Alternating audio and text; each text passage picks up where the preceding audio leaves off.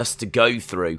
And rather than just put it into like a video, I thought it could be quite fun to actually do a live stream. I thought it could be quite fun for us to basically kind of go through that news, have a bit of a conversation about it as well. Obviously, we are getting ever closer towards what will hopefully be the return of Bray Wyatt, the return of Windham. The time for waiting is almost over, and there's a lot of excitement out there as we get a little bit closer towards his return to professional wrestling.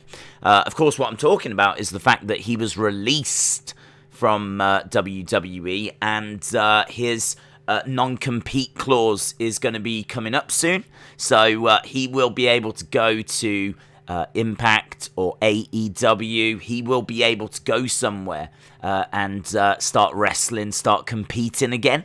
So I'm really excited to kind of have a look at like this news that's out there and share a few thoughts and share a few theories and just throw a few things around. The fact it's Sunday night and we don't really have anything on the channel kind of gives us this opportunity to do something a little bit different. So I thought rather than do like a separate live stream where we do like a retro watch along, might be kind of fun to do this instead. So we're gonna just have a look at the latest news, talk the latest theories, throw a few things around, and just kind of get ready for what could be a very big couple of weeks in regards to Bray Wyatt / Windham. So very excited for doing that.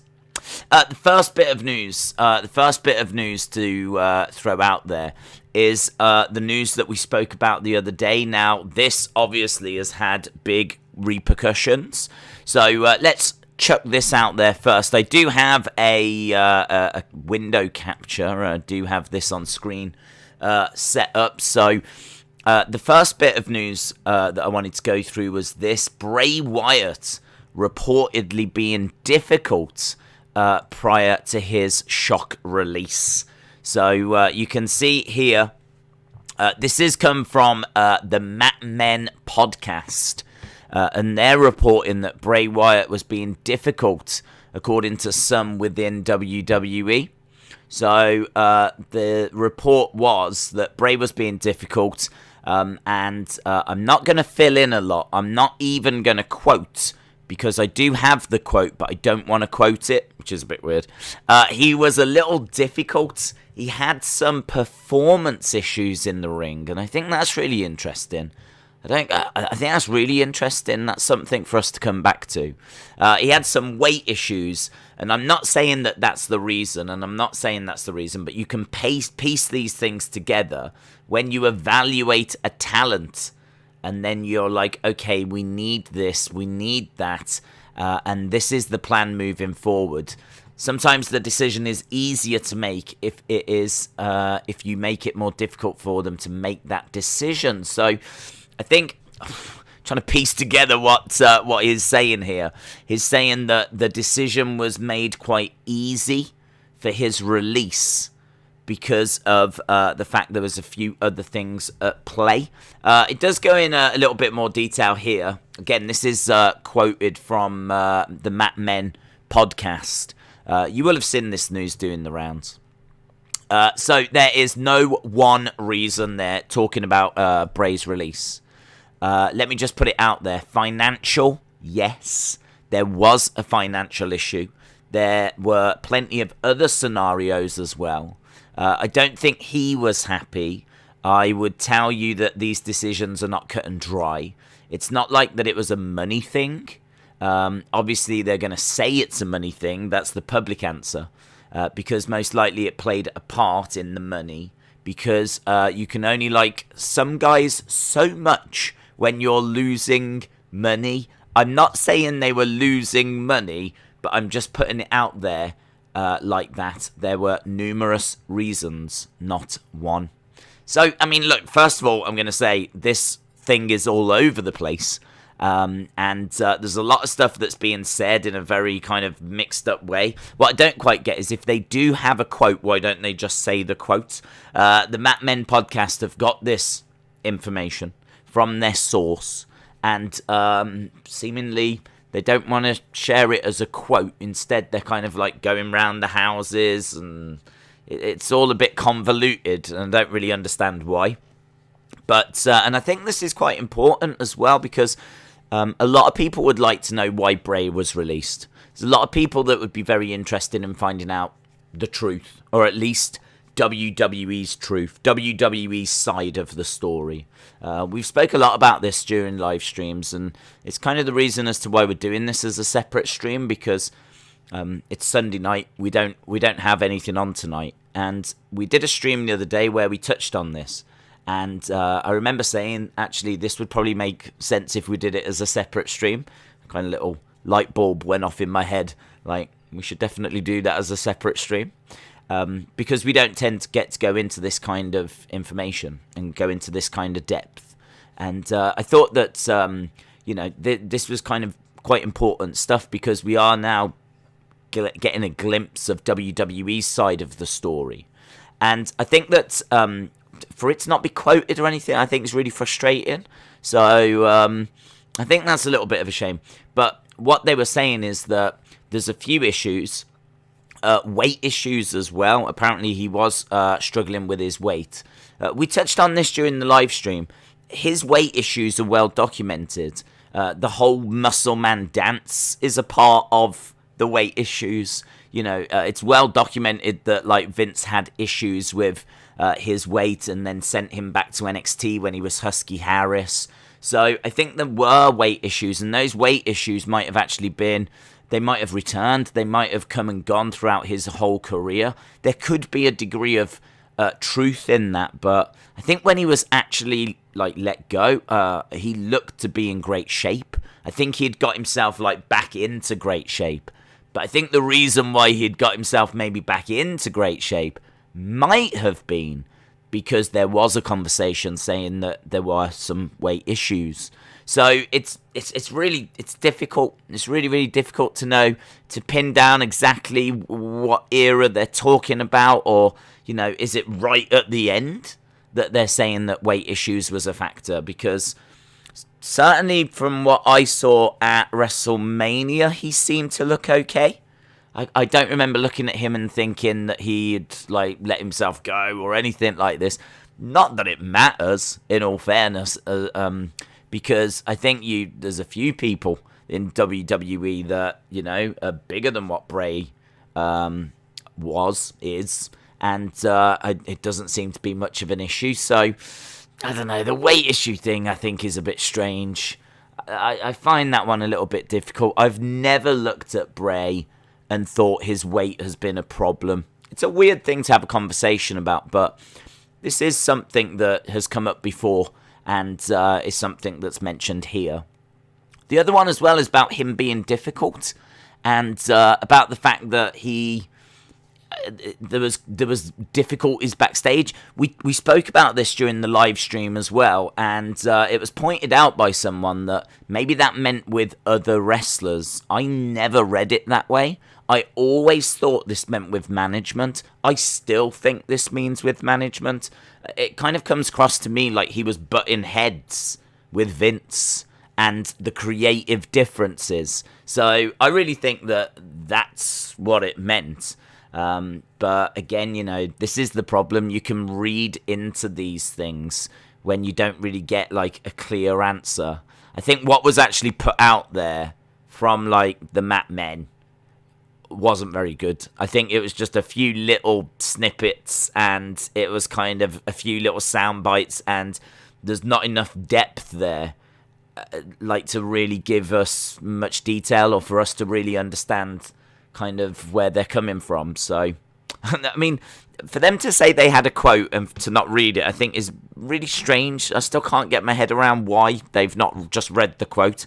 If they've got a source in WWE that has got some information, just give us the information. I don't really understand. Just tell us what you know, rather than kind of that going around the houses what we just read.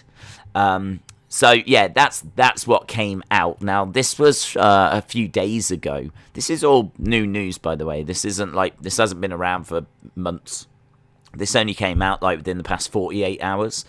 And within that time, we've had a few responses as well. One of the responses that came back was from Bray.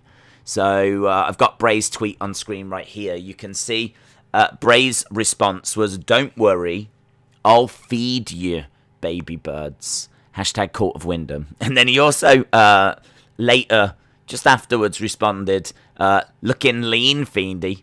So this is obviously in reference to what was just said. This very much to me comes across like his way of saying, "Don't worry, you'll get my side of it soon. Don't worry, I'll see you soon. I'll give you something soon. I'll feed you soon." He's talking to his fans and his followers, saying that he's got, there's something coming. Be that information, be that a return. There's something on the way. And then a little cheeky thing after saying, "Looking lean, Fiendy." So, this is in response, as we said, to what the Mat Men have put out there. And obviously this was everywhere. Everyone was talking about it. Because the thing, as I said, the whole point of doing this is because people still can't quite get their heads around why Bray was released and why he's no longer with WWE. So it's quite interesting that this is, the news that's come out. This is his response. Off the back of this, we got another tweet. This is how things spiral, you see. We got another tweet. This one, you can see, if I take that away, bring this in. Christopher Daniels, AEW. Christopher Daniels says, "The phrase, 'Don't worry, baby birds, I'll feed you,' was uttered on Impact Wrestling by yours truly.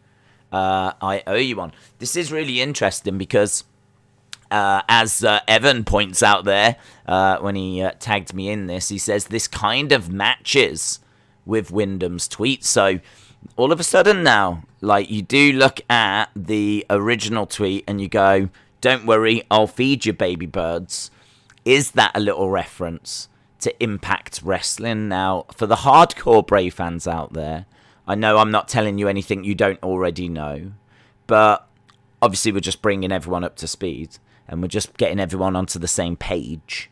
And it does now kind of paint that in a slightly different light, where you look at it and go, is he going to Impact Wrestling? Is this a tease that he's going to Impact Wrestling now that Christopher Daniels... I mean, it's a very specific term, isn't it? It's a very interesting term when you think about it, because it's not something that you would tend to say. I mean, of all the things that he could have said, "My truth will be revealed soon," or the voiceless voice will be heard, or he could have said anything like that, but instead he came back with, "Don't worry, I'll feed you, baby birds." Hashtag Cult of Windham. The other interesting thing is that there was an article reporter saw just the other day that was talking about how he can't use the Bray Wyatt name. He wants to use the name Windham. Again, this is not going to be the surprise of any hardcore Bray Wyatt fan, right? This isn't really to kind of tell you anything you don't know, but it's really just to kind of bring everyone up onto the same page, and then that's going to mean that we can have a little conversation about it, and everyone will at least be of the equal understanding. And it's kind of interesting that he's teasing potentially Impact by using that term. It might be designed that way to get you talking. Off the back of this, all of this information, I did actually do a poll, and I asked the question on Twitter, who thought that Bray would go to Impact, Windham would go to Impact. And I can tell you that we had 628 votes, which blew my mind, because I literally just put this thing out there, I was just wondering. I just thought, with all this that was going on, I really did just wonder, what do people think? So I just put a poll out there one day, 628 votes on Twitter, which, mind-blowing. We got 57% of people saying no. They didn't think that he was going to go to Impact. 43% of people said yes, that they did think he would go to Impact. So I thought that was very interesting. So it seems like people are not thinking he'll be Impact bound. The majority of people out of that 628, 57% saying no, he won't be going to Impact. So I think everyone's expecting AEW, and everyone is expecting that maybe Full Gear is certainly a show that he'll be making his presence felt. I believe it's the end of this month that he can make his presence felt. And with everything that's been said and everything that's going on, I would imagine that he is going to want to make his presence felt sooner rather than later.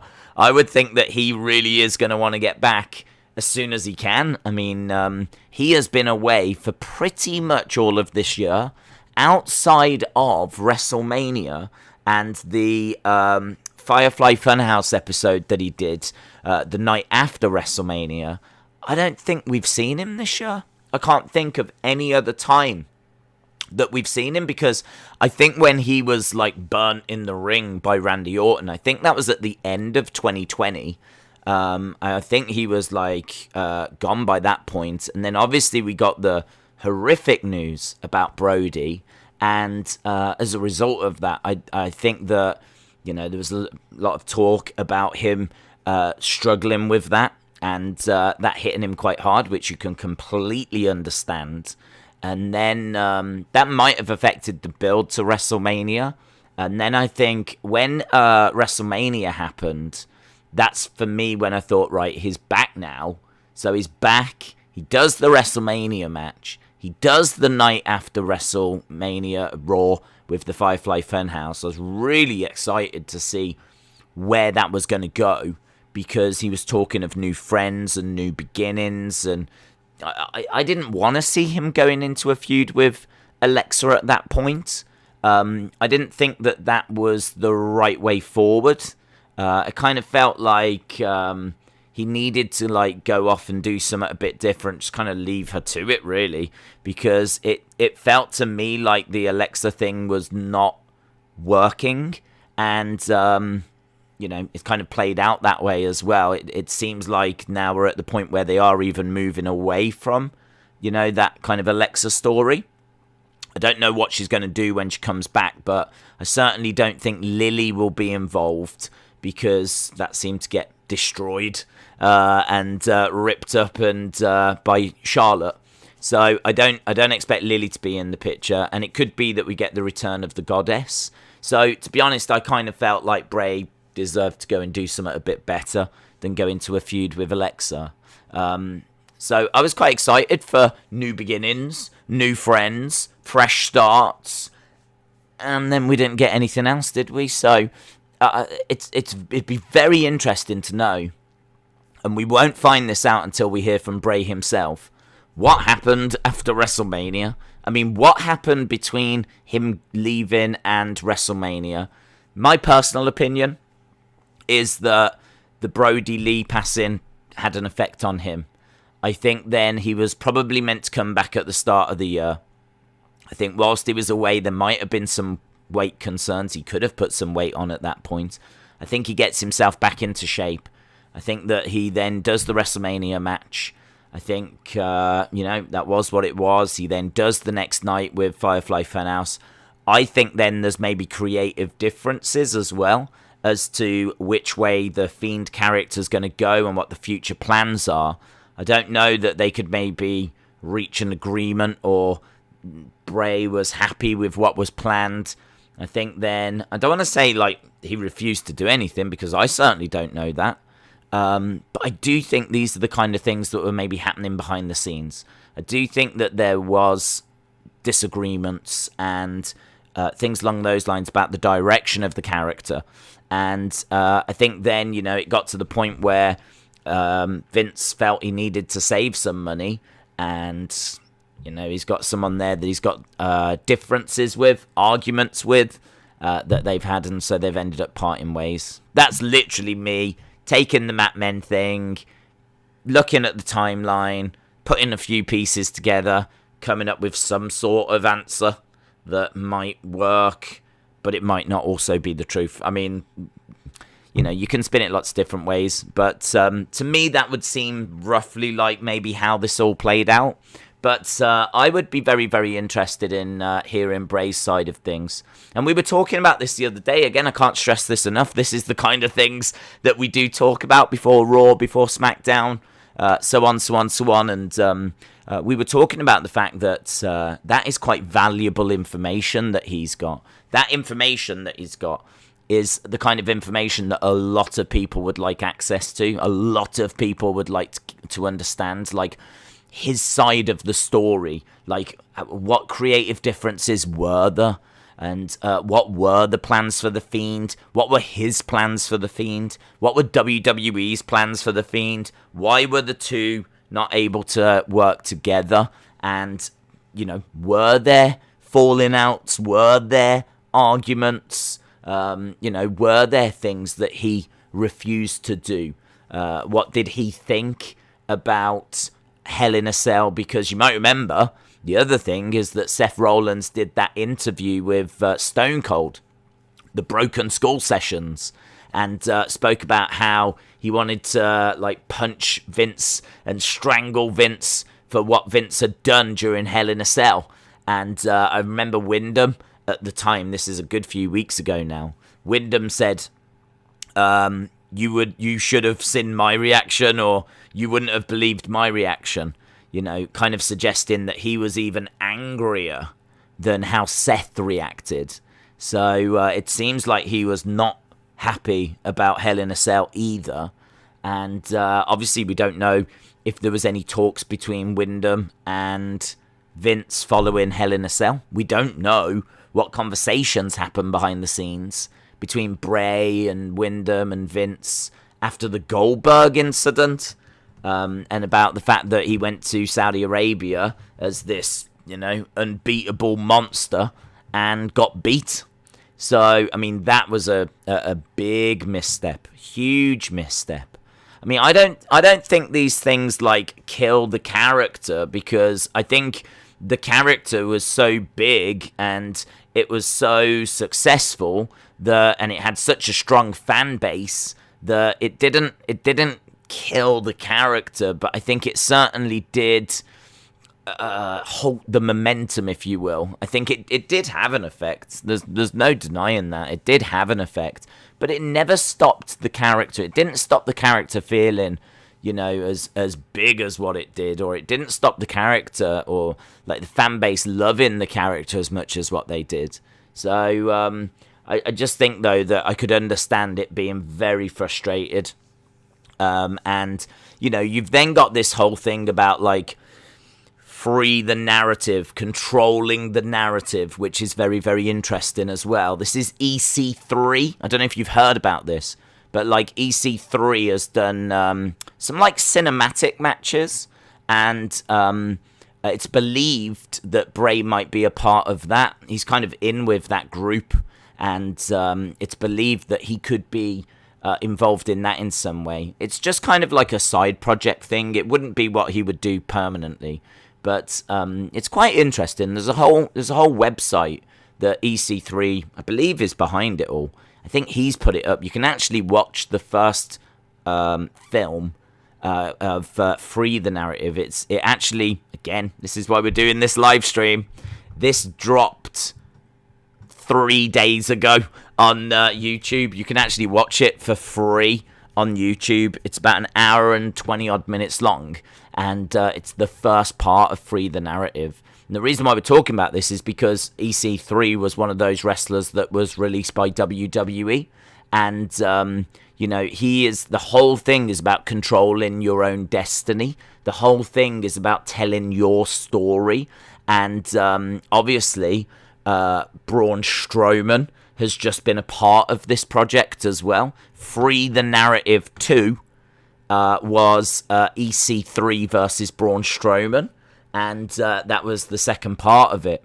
And Braun Strowman is very interesting because he's actually come out and said that he is waiting for Bray. He is waiting for his brother. And there's a lot of people saying, well, looks like Braun's going to go to Impact. Braun is doing this Free the Narrative Could it be that Bray goes to Impact so that he can work with Braun? And is it that Bray is going to be in this kind of free the narrative as well? So it's really interesting stuff. And I'm starting to wonder whether there is something to this. I'm starting to wonder whether he is going to go to Impact and AEW. I'm starting to wonder, could it be that AEW allow him to go to like do both shows? Could it be a case that, because they've got a great relationship with Impact, and I think Christian has got that kind of a deal where Christian defends the TNA title over on Impact, the Impact Championship on Impact, but he also works with AEW. I'm wondering if they might do something along those lines, because the AEW roster is pretty stacked, and trying to showcase everyone is a little bit tricky, right? Now, obviously, if you've got Bray Wyatt on your roster, you would definitely make room. You would definitely find a way of showing Bray Wyatt off, right? Because he is a massive star, a big name. But there's going to be times where you can't. I mean, there just is going to be times where you can't, because you've got Adam Cole, you've got Miro, you've got Andrade, you've got Bryan Danielson, you've got CM Punk, you've got Darby Allin, you've got Jungle Boy, you've got your women's division, you've got a tag division that's on fire as well with the Bucks and the Lucha Bros, and it's really hard to get everyone on TV and do something with everyone. There might be times where you might just need someone like Bray to just go to Impact for a little while. Just for a little while, just to do a few things. And, that might not be the worst, because Impact can help with the wages. Impact can kind of maybe carry some of that load, rather than AEW having to, like, pay and buy everyone, which is quite a strain on their wage bill, of course. Maybe Impact could come in and contribute. As a result, they get access to Bray for X amount of time, and that also means that whilst Bray goes to Impact for a little bit, AEW can then focus on other people. That then means that once Bray is free to come back to AEW, then you've got a whole new guy that you can do some stuff with, and I kind of think that could be quite interesting. I think that would probably work, rather than choosing, do you want him to go to Impact? Do you want him to go to AEW? Why can't he do both? Why can't he go to both? We've seen people do that. Christian has been doing that. So I think that is a very real prospect, because Bray would be able to maybe go further with whatever he wanted to do next in Impact, rather than AEW. AEW, I think, will put on some sort of limitation. They kind of pride themselves as being pro wrestling. That's very much their, mission objective, to be the pro wrestling company. And I don't think like a character that's going to go like heavy into supernatural stuff. I don't know that that's going to. It's hard to know how that's going to sit with their fan base. I know that Tony Khan, regrets the Matt Hardy teleporting thing, for example, and obviously they dialed back on that really quick. I mean, the whole broken Matt Hardy thing just didn't seem to be landing with everyone, and they very quickly pivoted away from that and changed him to that kind of big money Matt character, which I'm not a big fan of, to be honest. I think it's a bit bland, but he would be able to do whatever he wanted to do in Impact. I don't think they would put any limitations on, but AEW, I think, would, as we said. But I don't think any limitations that anyone should be worried about, because even in AEW, I think Bray is going to be allowed to do as much as what he could do in WWE. I don't think WWE were giving him more freedom than what AEW would. It's just that if he wanted to get really out there, if he wanted to get really crazy, then they might not allow that. Impact would, but I'm not sure that AEW would. So, I mean, look, we've been talking for about half an hour. There's a lot of information in there, a lot of stuff that we've spoken about, and we will find an answer out very, very soon. as to what is next for Bray. I think it is believed that he will go to Impact. It's expected that that is going to be within the next couple of weeks. Their next pay-per-view comes up, I think it's early November for Full Gear. I don't think it's that far away. So I think it is November time for Full Gear. Now, it could be that he actually debuts just before Full Gear, because I think he can. And then that sets up like his match being at Full Gear. Or they might save his match for Full Gear itself. The thing is that AEW are always in need of surprises. Like, that fan base always wants to be surprised, you know, and it's just one of the things in wrestling that people really, really enjoy is like returns and debuts, and you know they've always got that joker in a casino battle royal or a casino ladder match, and there's always, like, you know, Tony Khan announcements. It's just an easy way to kind of bump ratings, spike ratings, and so they're always in need of things like that. So Tony Khan has said he is interested in speaking with Bray. He played his cards very close to his chest, though. And again, you might remember, Tony Khan turned around and said that he hadn't spoken to Bray. And it's hard to know if that's true or not, because I would imagine as soon as Bray was released, Tony Khan was on the phone.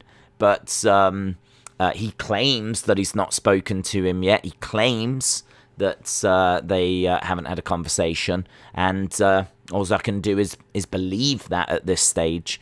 But it could be that Tony Khan didn't have to because Cody did. It might be that everything's just gone through Cody, everything's gone through AEW, and Tony Khan himself hasn't actually spoke to Bray yet because it's all done. He's going to come in, they know the start date, he'll have a word with him when he gets there. And so maybe technically he hasn't spoke to him, but then technically he doesn't need to speak to him because it's all been sorted through Cody instead, or something along those lines. But I think that so there could be some truth to it, but I do expect him to make some sort of an appearance with AEW. I just think that even if it can get him for a little time and then he ultimately goes to AEW. I mean, don't forget Matt Cardona. You know, look at Matt Cardona, Zack Ryder. He doesn't work with AEW, but they still brought him in. He still came in and did a little program with... he did a tag match and a few things. He was like a surprise. And he did come into AEW and he did a little program with Cody. I believe they tagged together, because they're good friends, like Cody and Matt Cardona, Zack Ryder. So they came in and he did a few things. And now obviously he's gone off and he's gone to Impact, actually. I know he was doing stuff in Impact. And he's obviously doing stuff elsewhere as well. I think he's been a part of that Free the Narrative with EC3. So it could be a case that we see maybe Bray Wyatt do the same. Windham do the same.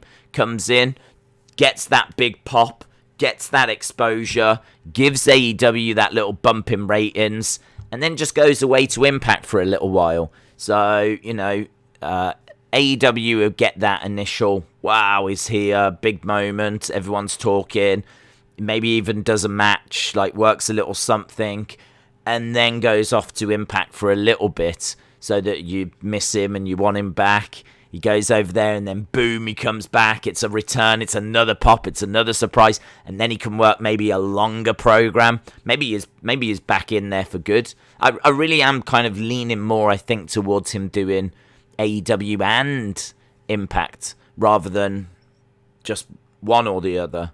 Like, I think the forbidden door being open means that he can do a lot more now. I don't see him going to New Japan or anything like that. That's not something that ever gets mentioned, New Japan, or like the indie scene.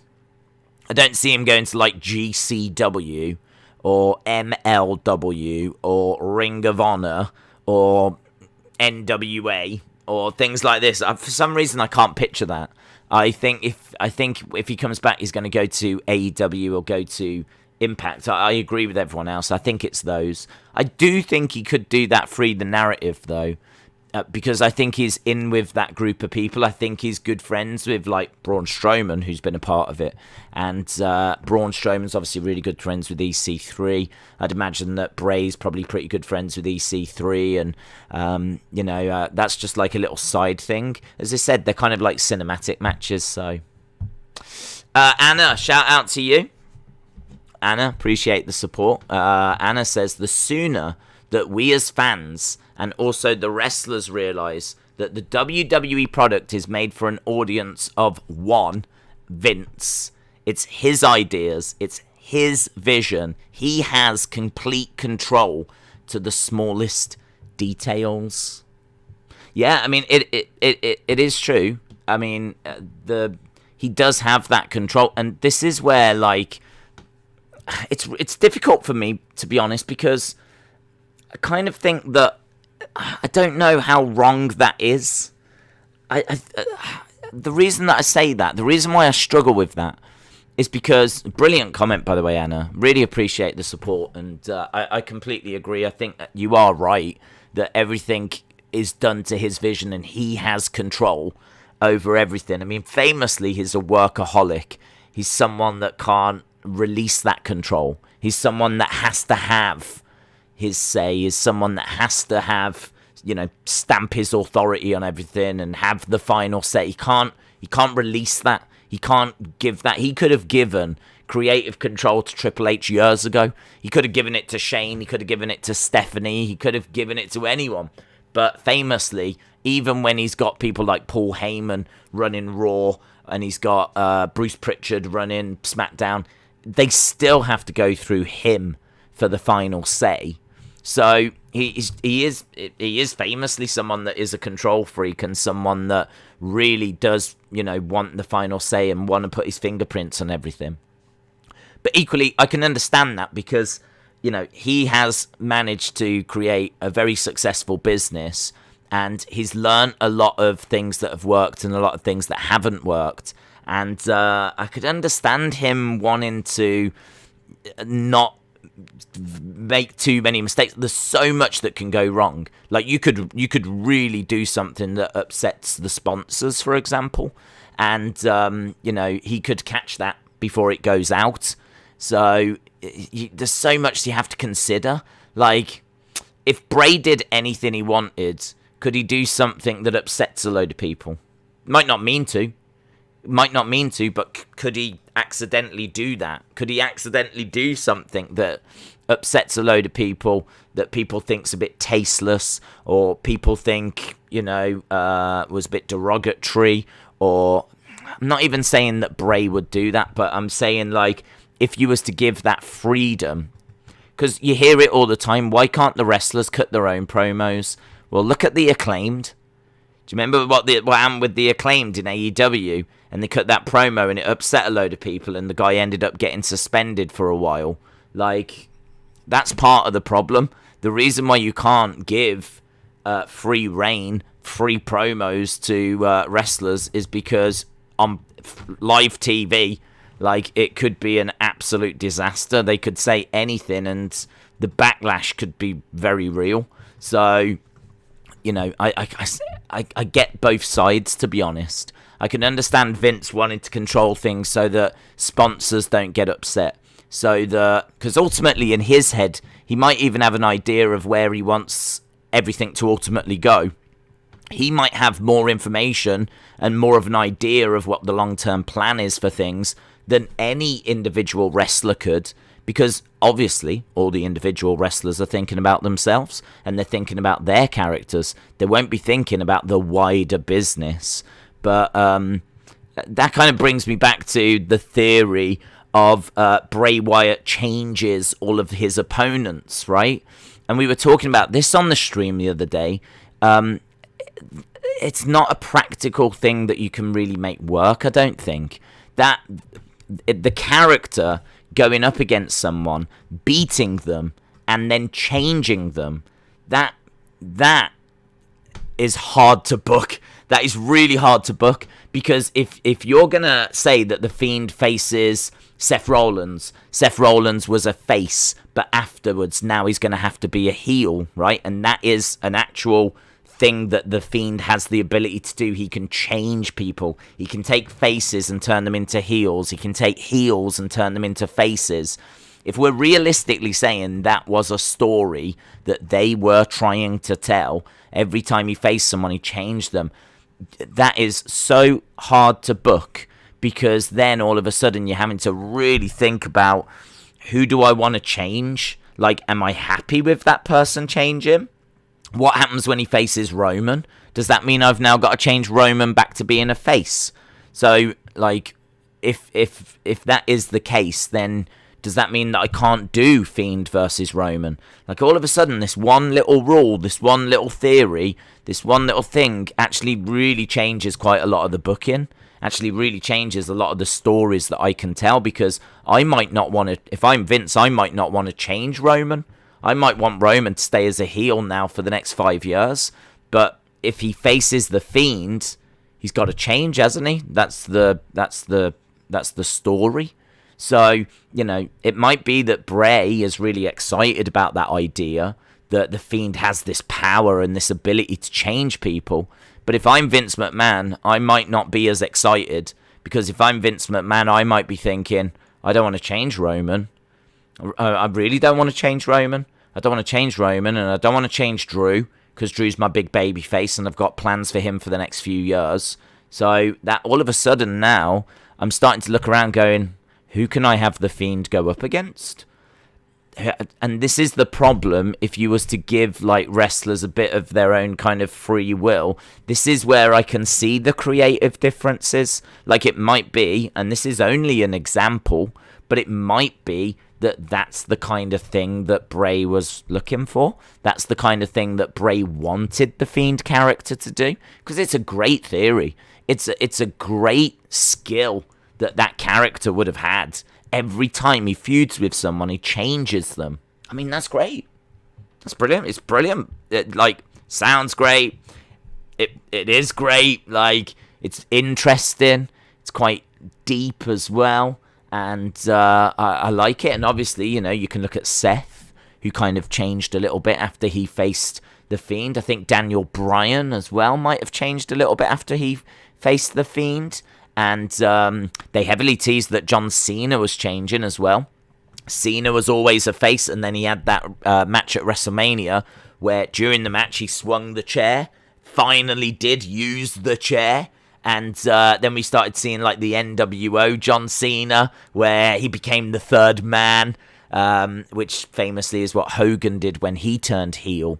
So they kind of teased that John, I mean, obviously, ultimately he didn't, because we just saw him on his most recent return, and he was back to being normal John Cena again, but, like, they heavily teased that, like, John had changed as well, and you know, you go back through that history, Finn Balor, of course, was a face, and then went, like, back to NXT as a bit of a heel, so this is where I can see, and I can understand Vince having that kind of control, if you will. Because sometimes it might be better for the bigger picture, but I can understand where those creative differences come from. I can understand where that frustration comes from.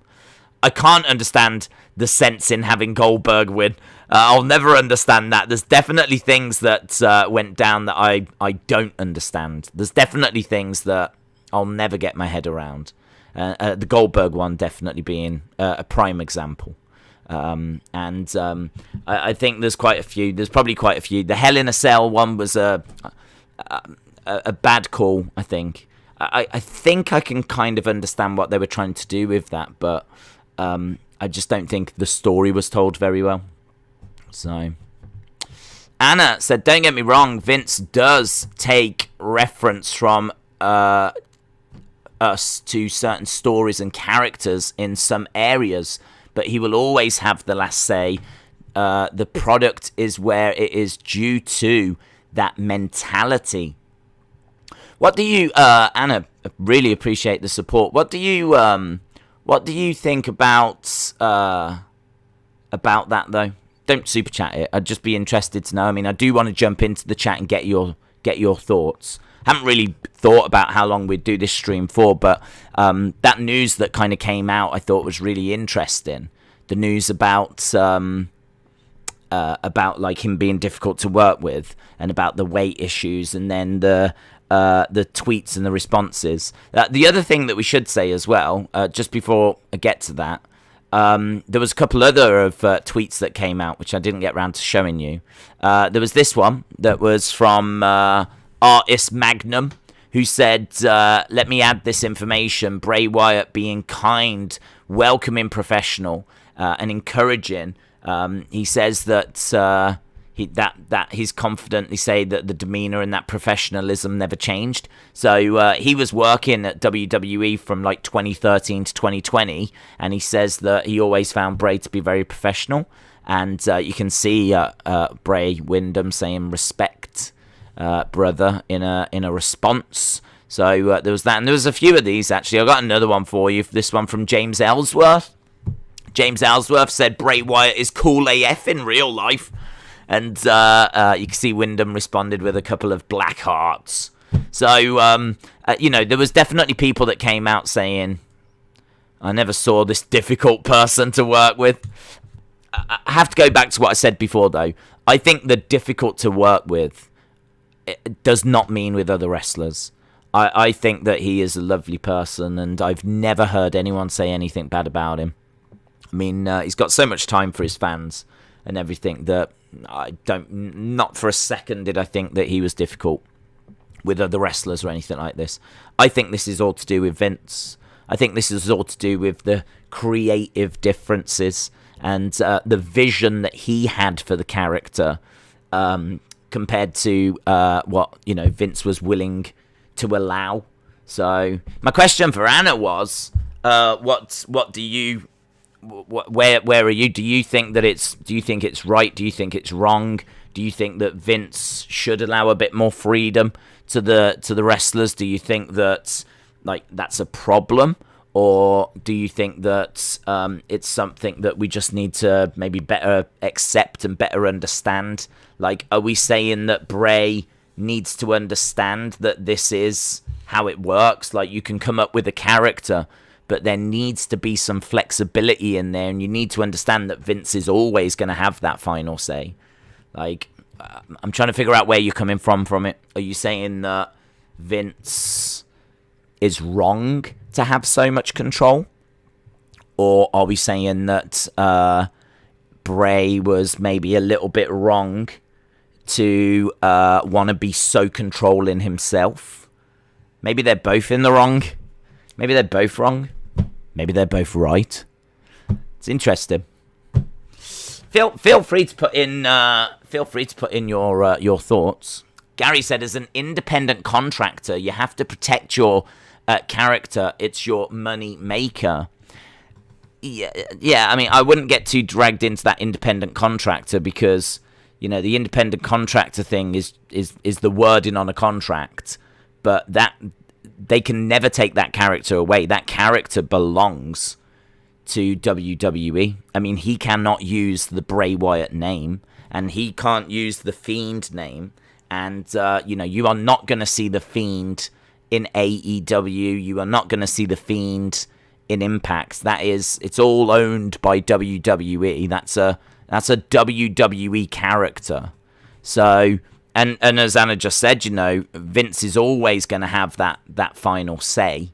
So it's a difficult one, because I can understand why he would be so vocal about it and protective over it, and it is the right thing for him to do. Like, it's really difficult because we don't quite know what happened, so I don't know how protective he was. Like, do you know what I mean? Like, I would stand up for myself as well.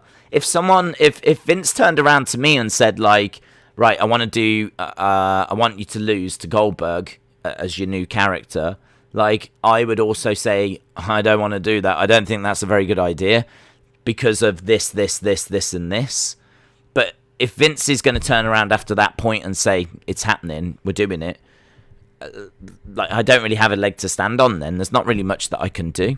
I mean, these creative differences, I don't know how far the argument actually went. Bray would be absolutely right to stand up for himself, absolutely right, in my opinion, to stand his ground, defend that character, and fight for what he believed was the right way forward for the character. But there has to be a degree of flexibility, because I think it would have been a bit naive to think that you was going to get everything going your way that you expected. Because, I mean, that just doesn't happen, does it? And, like, why would he think that? I mean, why would he think, having worked with Vince for that long, why would he think that everything would go his way? Or maybe he didn't think it would, and maybe he expected to have these kind of fights and these kinds of arguments. It's really interesting, isn't it? Like, I really want to get into his mind, and I really want to know where he was coming from and what was actually said. Part of the problem with this is we don't know what was said, what the falling outs were. Wrestle with Andy said, I hope he returns somewhere with his brother Bo. That's a good shout, yeah. I've always thought Bo is one of the most underrated wrestlers in the world. Yeah, I mean, but there's a lot of talk about him going with Braun, maybe starting anew. I've actually got that written down, like the final part of... I didn't really have a structure for this, but I did write down a few things, and as you can see, I got a few tweets and I got a few things off the internet and whatnot. I definitely wanted to talk about that news. I definitely wanted to talk about, will he go to Impact? Will he go to AEW? I definitely wanted to talk about Tony Khan saying that he hadn't spoke to him. I wanted to talk about Free the Narrative a little bit. I wanted to just kind of like touch on a few things. And, I mean, look, we've been doing a stream now for 50 odd minutes. There's no way that we could have done this during a Raw watch along or a SmackDown watch along, because there's always too much other stuff to talk about. So it's just kind of nice to get the opportunity to sit down and kind of go through all of this stuff and just get it all into one place and just kind of get it out there. And it's been good to see people kind of sharing their thoughts as well in the chat. But I think the Bo thing's very interesting, because he never really got given much of a fair shake, did he? I always thought he would have been good in the Funhouse, or he would have been good in the Wyatt family. I think that when you do something that reflects real life, when you do something that is in line with reality, I think that's always the strongest stuff. And, to have his real brother with him, that we know is his real brother, by his side, just kind of touching on that relationship and maybe exploring that relationship, I think that would have been fascinating. So I agree. I would also like to see them working together. And I think together they could come up with, and certainly with the freedom that Impact would allow, in particular, I think they could come up with some really good stuff. I don't know that Bo would go to AEW. I don't know that AEW would bring him in, but who knows? It might be like a stipulation that Bray has. I'll come to AEW, but you've got to take my brother as well. He could say that. There'd be nothing stopping him from saying that. Anna said, Daze, Vince will drive the company forwards. He knows the pitfalls of TV sponsors and partners. People need to understand he is the drive within the product. If there's no captain, the ship would be anarchy. Yeah, I mean, I agree. I do agree.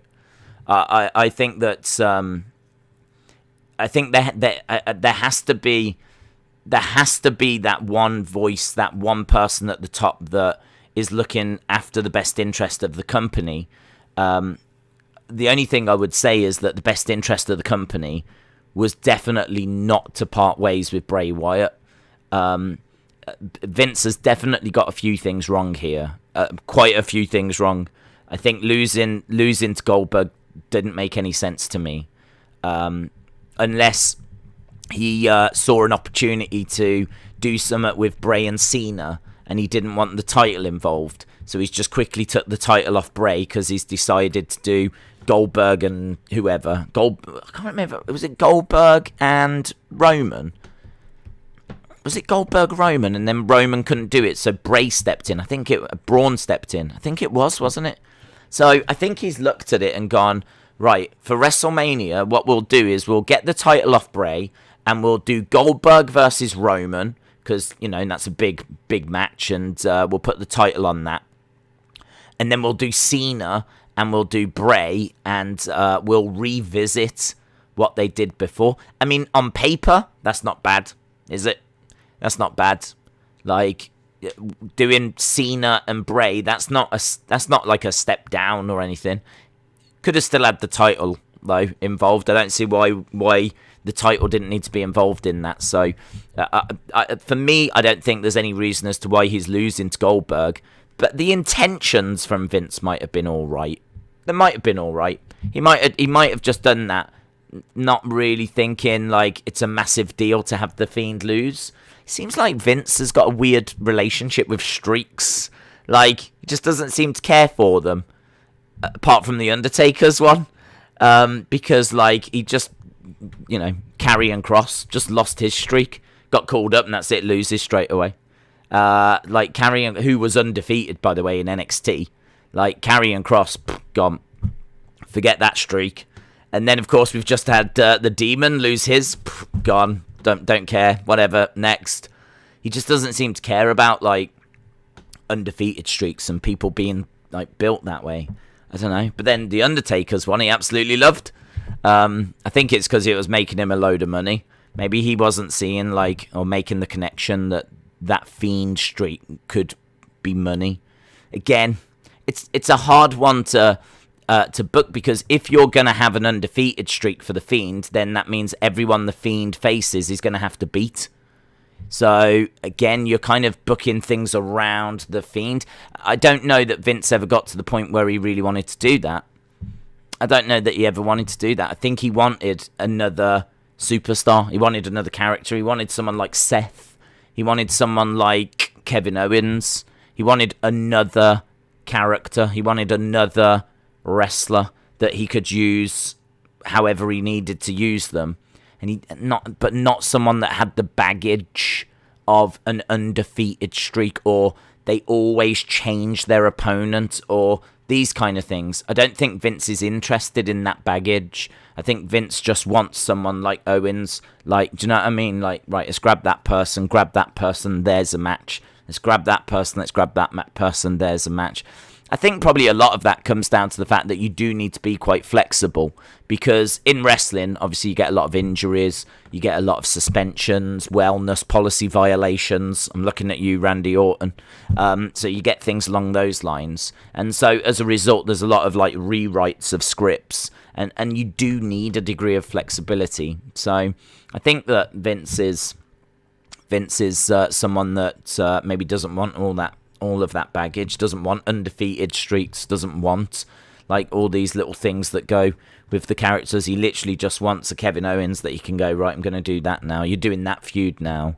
And it just works. You can just do it. It's just nice and simple. It's nice and easy. I mean, I think with The Fiend, I'm sure a lot of people are going to agree with this. I think with The Fiend, there was potential for a slight exception. I think there was potential for him to go a bit further than he has with anyone else, and allowed a bit more freedom for that character.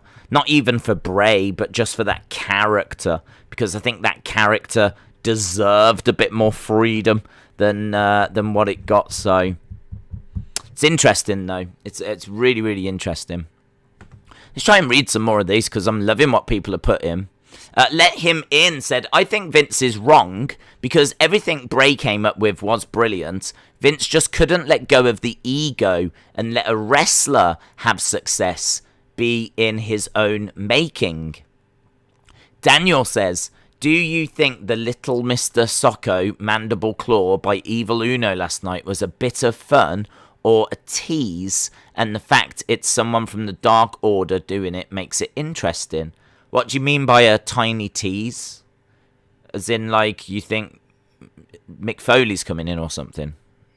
I don't know what you mean. Dean said, I think ideally WWE should have had 4 or 5 main title guys that they should rotate the main championship around to keep things fresh, like in the Attitude Era. I think that might be what he's looking to do. That might be the kind of thing that Vince is actually looking for. I mean, what they actually sit down and discuss when they're going through their creative processes, by the time it actually goes through, or everything it goes through and it actually hits air, it might look different to what was envisaged. It might be that, Seth Rollins, to me, does not feel like a big deal, right? He probably does at the moment because he's in quite a good feud with Edge. But by and large, this drip character, this drip god, this Monday Night Messiah, this, Edge light, whatever it is, hasn't worked. Like, for me, he just has not felt like a big deal. If you think about Seth Rollins, the guy that cashed in at WrestleMania, the guy that was in the Authority, the guy that was in the Shield, whatever this is, this drip god thing is just so... just doesn't grab me. I mean, it's not something I look forward to seeing. It's not something that... I just feel like Seth Rollins is just being thrown to the side a little bit in recent years. And but that might not be what the plan is. The plan might be that this is... And it was quite interesting listening to Seth talk, actually, because Seth was saying that this drip character is meant to be quite flexible, quite versatile. He can be evil, break into your home, and all this kind of stuff, or rip your eye out. He can do that, but then equally he can do like fun little interviews backstage and wear like really flamboyant suits. So it's meant to be quite a colourful, out there, loud character that's quite flexible and can be quite dark, but can be quite humorous as well. And that's what Seth was saying in his interview with Stone Cold in the Broken Skull sessions. I do get that, but I just don't think it hits hard. I don't think it's got the impact that Seth's looking for. I think Seth was at his best when he was doing the Monday Night Rollins stuff and he was stealing the show. Like, I used to look forward to the Seth segment on Raw because you knew that you was going to get a killer match. Seth Rollins versus Cesaro, they'd tear the house down. It was consistently the best thing about Raw was Monday Night Rollins. And I can't say that for this character. I can't say that he is the best thing on the show anymore. Not even close. And I don't think he has been for a long, long time. So I think 2020 was quite bad for Seth. I think 2021 has been quite bad for Seth. I'm waiting for this character to change into something a bit more engaging. I would say, though, in fairness, and there is a reason why we're talking about this, I would say that he's probably as... it's probably as good as it's ever been right now for him with this character, because I think he's actually in quite an interesting feud with Edge. And having him go into the home, I thought was kind of fun, but I'd like to have him to have gone a bit further. Just eating an apple or whatever and throwing it on the floor. Like, this is clearly not the Attitude Era, is it? This is like the most PG Attitude Era ever. He breaks into the home because the door was open. And there's no one there for him to terrorize. And then he eats an apple. I mean, it's terrifying stuff. So we've got... the reason why we're talking about this, the reason why we're going into detail in this is because I think you're right. It might be that they do see Seth as a big deal still. It might be that this character is meant to be and meant to feel like one of the top guys. It doesn't. That's the problem. For me, it doesn't. But it might be that is exactly what they're trying to do. They're trying to have Edge as one of those top guys. Seth as one of those top guys. The Fiend was meant to be one of those top guys. But again, you don't want the baggage of, he's got an undefeated streak. Or the baggage of, all these other things. You just literally want it to be the case that I'm going to use him now in that feud. I'm going to use him now on this brand. I'm going to use him now as a last-minute replacement over here. And you kind of need that flexibility. So you don't want it to be a case that you're having to worry about, he can't lose this match because he's undefeated. Or, now I've used him in that feud, I've got to change the opponent now because he's beaten them and they've got to go from being a face to being a heel. So there could be things like that were at play. But I do think that, if there weren't maybe those creative differences, I do think that Bray would still be there. I don't believe that this money was the reason why he went. I don't buy it. I think it was their top merch seller. I think as soon as he got released, everyone turned around and was scratching their heads going, but he was making them loads of money. He might have been earning loads of money, but that's because he was making them loads of money.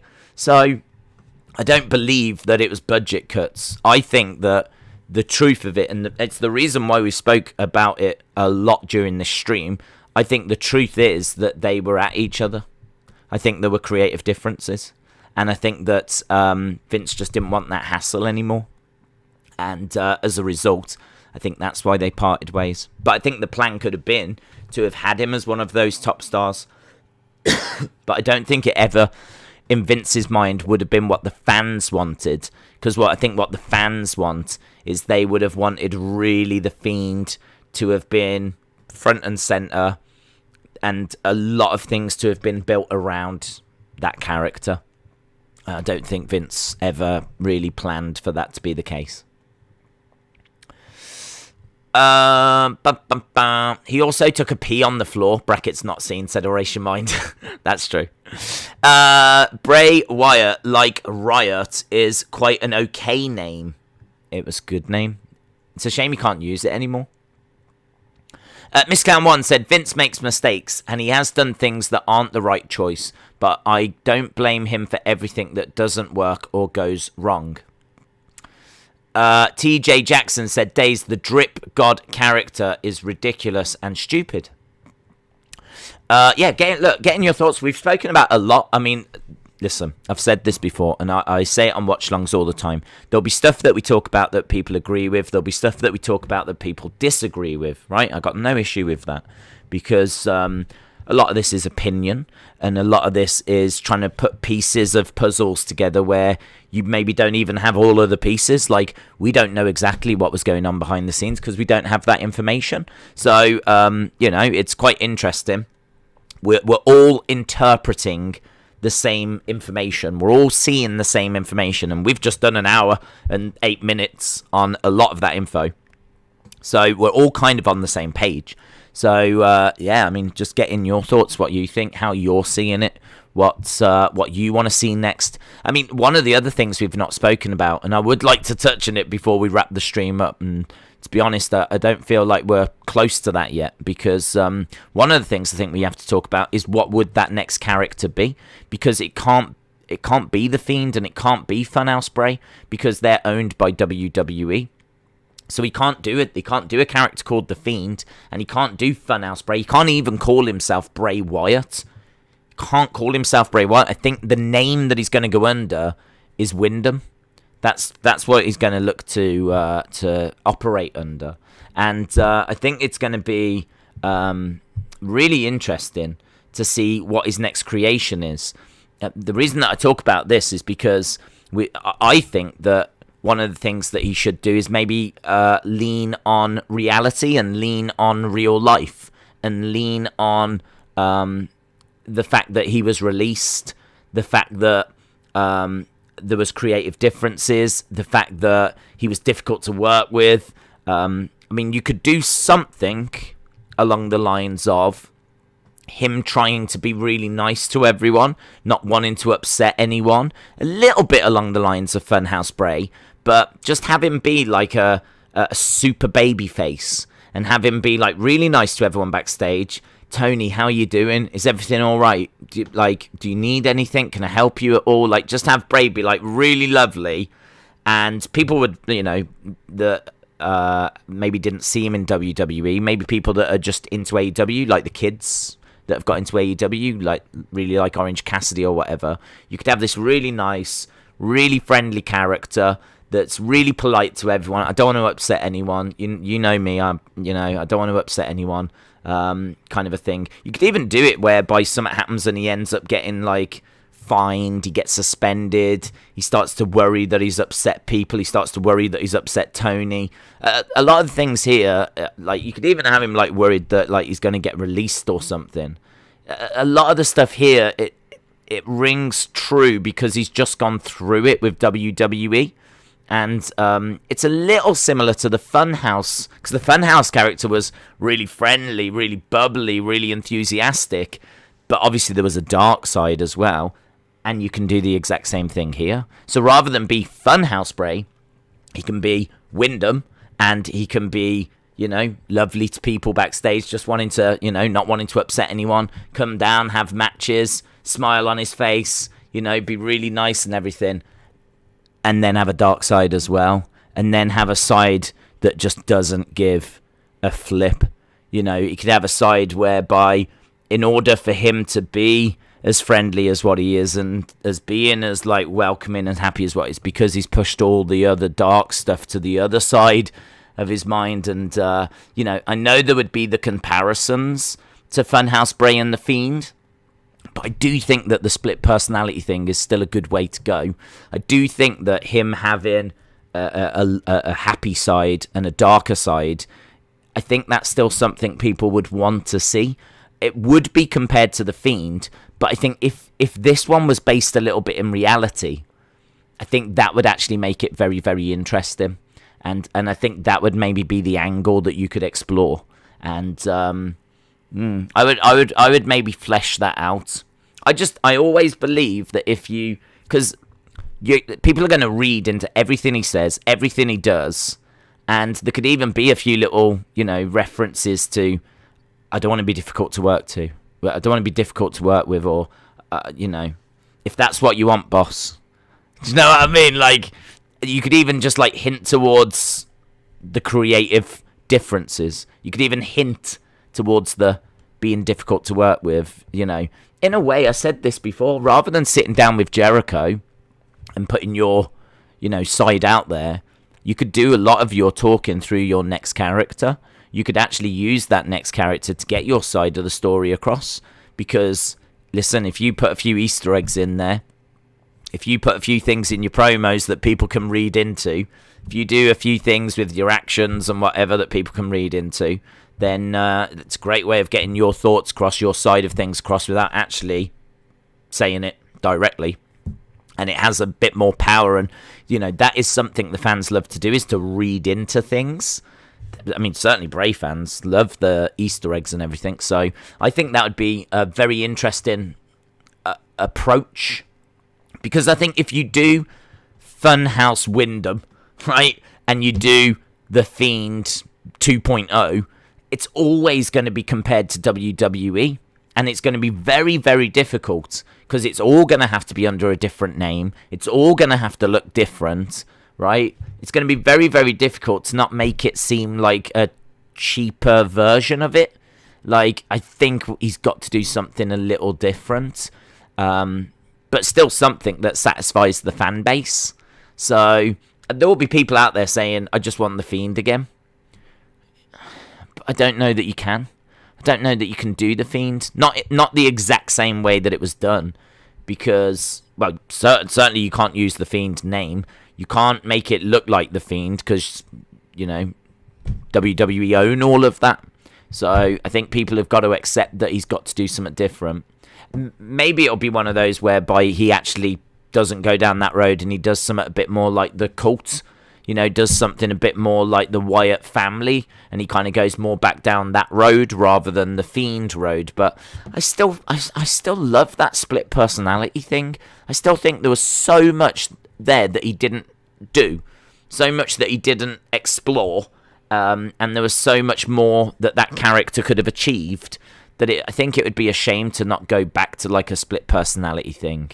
And I mean, I remember at the start we were going, oh, has he been in a mental institution? Or we were trying to get our head around, reading into the images of that original Funhouse.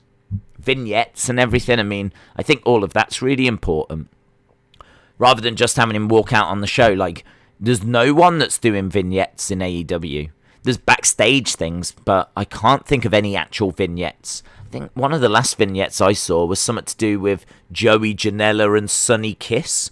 Do you remember they were in some sort of garage? They were in a garage at a petrol station, and they were driving a car together. like, this is ages ago. And they were a tag team. I don't even think they're a tag team anymore, but they were a tag team. And I remember there was like a vignette. It was really cool, actually. It was done really well, shot really well. And I think, wasn't Joey about to get beaten up in the garage, and then Sonny Kiss came out and fought them off? All of that's just coming back to me now. But my point is that no one's doing those kinds of vignettes. And that is definitely whatever his next creation is, whatever his next character is, that is something that he should definitely do if he goes to AEW, because there's no one else doing them. And that would be free reign for him. Alexa Bliss Gamer says R.I.P. to the puppets.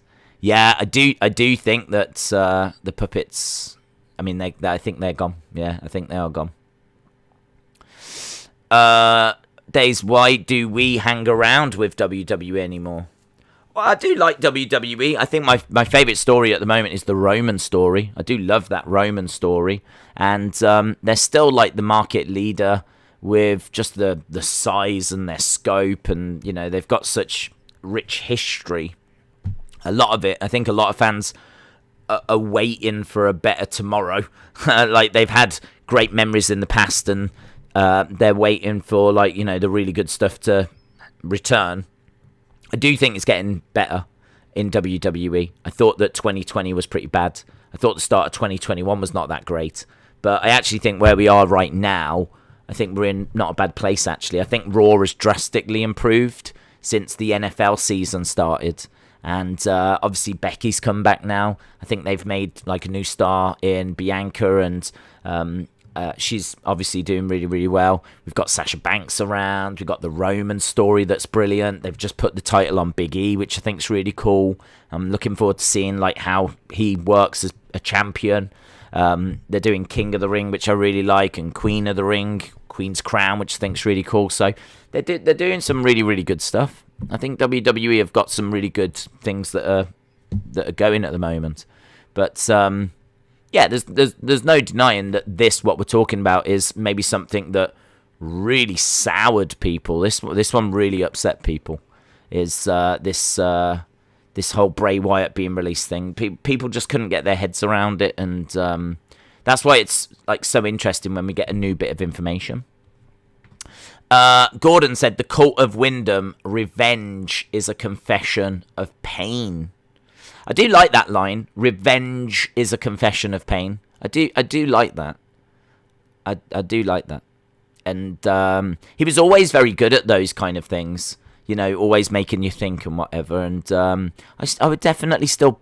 I think whatever his next creation is, even if he doesn't want to do like a split personality, a darkness and a lightness, I think those kind of Easter eggs and getting like the fans to read into things and vignettes, I think that should definitely feature. Whatever the next be it a Wyatt family, be it Fiend 2.0, be it a completely different creation, whatever it is, I think that vignettes, Easter eggs, cryptic clues and messages, I think they have to still feature, because I think that is his identity. I think that's what makes Bray Bray. When he was the cult Windham, and he had like, you know, the Wyatt family, they were doing like vignettes at the swamp, and so going all the way back to that, he was, you know, vignettes, and there was like lots of interesting imagery. And, you know, Sister Abigail was around. I mean, Sister Abigail did not arrive with the Fiend. You know, Sister Abigail was around and was kind of like, you know, his guide when he was in the Wyatt family. And so you could always read into who she was and his relationship with her. And, you know, there was still like things to get your teeth into. Obviously, things got turned up drastically when the Funhouse arrived. And I think, you know, that is for me Bray Wyatt. If you bring in Bray Wyatt in, then you want all that to be coming as well. Joel said he is one of the reasons that you got me interested in your channel was when you was reviewing the Funhouse. What's your intake in all of this? Well, that's what we've been discussing, to be honest. I've kind of been throwing my thoughts out there. I think that I think that the Fiend character is one of the most noteworthy creations of this era. I think that when you're telling the story of this generation of wrestling, I think the Fiend character and Bray Wyatt is one of the centerpieces. I think that it was a real shame when he was let go, and that's an understatement, because I think that there was still so much for him to do. I never believed that it was because of financial reasons. I always thought there was something going on behind the scenes, because it never made sense to me as to why you would want to let go of your biggest merch seller. So I always thought, like, well, it's got to be that there was something more. It's got to be that there was falling outs of some degree backstage, or Vince just, couldn't cope with working with Bray, or there was some struggle. Like, I don't know what, like, was he turning up late all the time? Like, what was it? I mean, now, obviously, as we've said, it seems like there were difficulties backstage, but we haven't heard his side of it, so we don't know what those difficulties were. So I think it's just a real shame that these two, Bray and Vince, couldn't make this work. Couldn't find a way together of making this work. I think, part of the problem is that it's Vince's way or the highway. I mean, but you have to know that as well. When you join WWE, before you've even signed to WWE, you've got to know that it's Vince's way or the highway. So I don't know why that would have been a surprise, or why that would have been difficult to accept. I think if you're going to create a character, if you're going to have a say for your character in WWE, I think you have to understand that that's the case. It's always been the case. It will always be the case whilst Vince is around, that he gets the final say. And I think that as a degree, you have to have some flexibility in your character. You have to know that it can go down roads that you don't want it to go down. But if it does, that's okay. Like, if the Fiend character lost, it has to be okay. Like, everything can't be so highly strung in WWE that if a character loses, they're buried. Because every character will lose. And there has to be that kind of degree of flexibility. And with the Fiend, it always felt like it either went this way or it's a disaster. Do you know what I mean? Like, the Hell in a Cell match, it wasn't ideal, and but like the backlash to that thing was insane. I mean, people in the crowd chanting refund and chanting AEW because of a referee stoppage at Hell in a Cell. I mean, it was a crazy reaction to the finish of one match. It was kind of crazy, and then, like, the Goldberg loss, that shouldn't have happened. Completely took me by surprise. It's one of the weirdest results. I'll never get my head around it. But he wasn't buried as a result of it. So I just kind of think, like, it's a shame that they couldn't get on the same page. I do think there's a little bit of responsibility with Bray.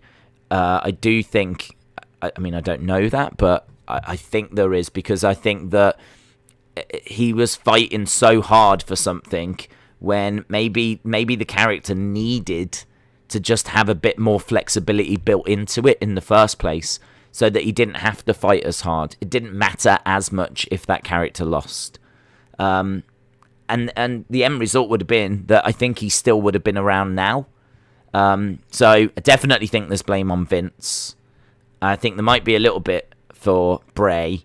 And I think that if they'd have both worked together, we as fans would still have had that character around now, and could have explored other stories, and had more vignettes, and had more Funhouse episodes, and all of that kind of stuff. So, yeah, it's just really disappointing.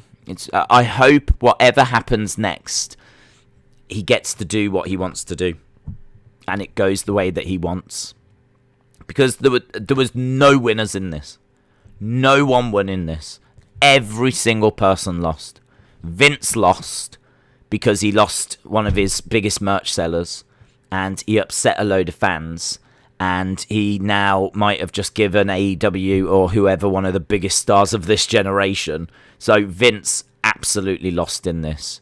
Bray Wyatt lost because WWE is the pinnacle. It is the place that gets the most views. If you're a wrestler, it's where you want to be. So, you know, unfortunately, he comes out losing as well. I suppose in a way you could say maybe AEW have won. If they can pick up Bray Wyatt, they could maybe ultimately be the winners of this. But we as fans lost because whatever we get now, it won't be the Fiend and it won't be the Funhouse. I love the Funhouse. I loved the Funhouse. I loved the puppets. I loved Huskus. I was a big fan of Huskus. I bought Huskus. I've got Huskus around still somewhere. So like I wanted the answers to that. I wanted to know, were there puppeteers? I mean, I always had the thought and the theory that there could have been puppeteers, and they would reveal themselves to be Bo Dallas, and they would reveal themselves to be all of these people, and then that could have led into a Wyatt family. So I was waiting for evolution of the Funhouse. I was waiting for the next level of the Funhouse. I was waiting for, you know, it was always fun when we got new puppets and whatnot, but I was waiting for more Funhouse episodes. I loved those original, 7, 8, 9? I loved those original episodes. And those breakdown videos that we did, I absolutely loved doing, because it was so interesting. It was so different. It was so engaging. And what I loved about it is you could watch the show, you could watch those episodes, and then, you know, you could kind of read into it, and people would send you theories, and, you know, I was putting the videos out, and then there was like loads of people getting in touch. Well, what do you think about this? Did you notice this as well? And the show kind of carried on after the show had finished, because it gave people like so much to talk about, and people like rewatching those episodes like 20 times over. It was really, really fun, and so we as fans missed out as well.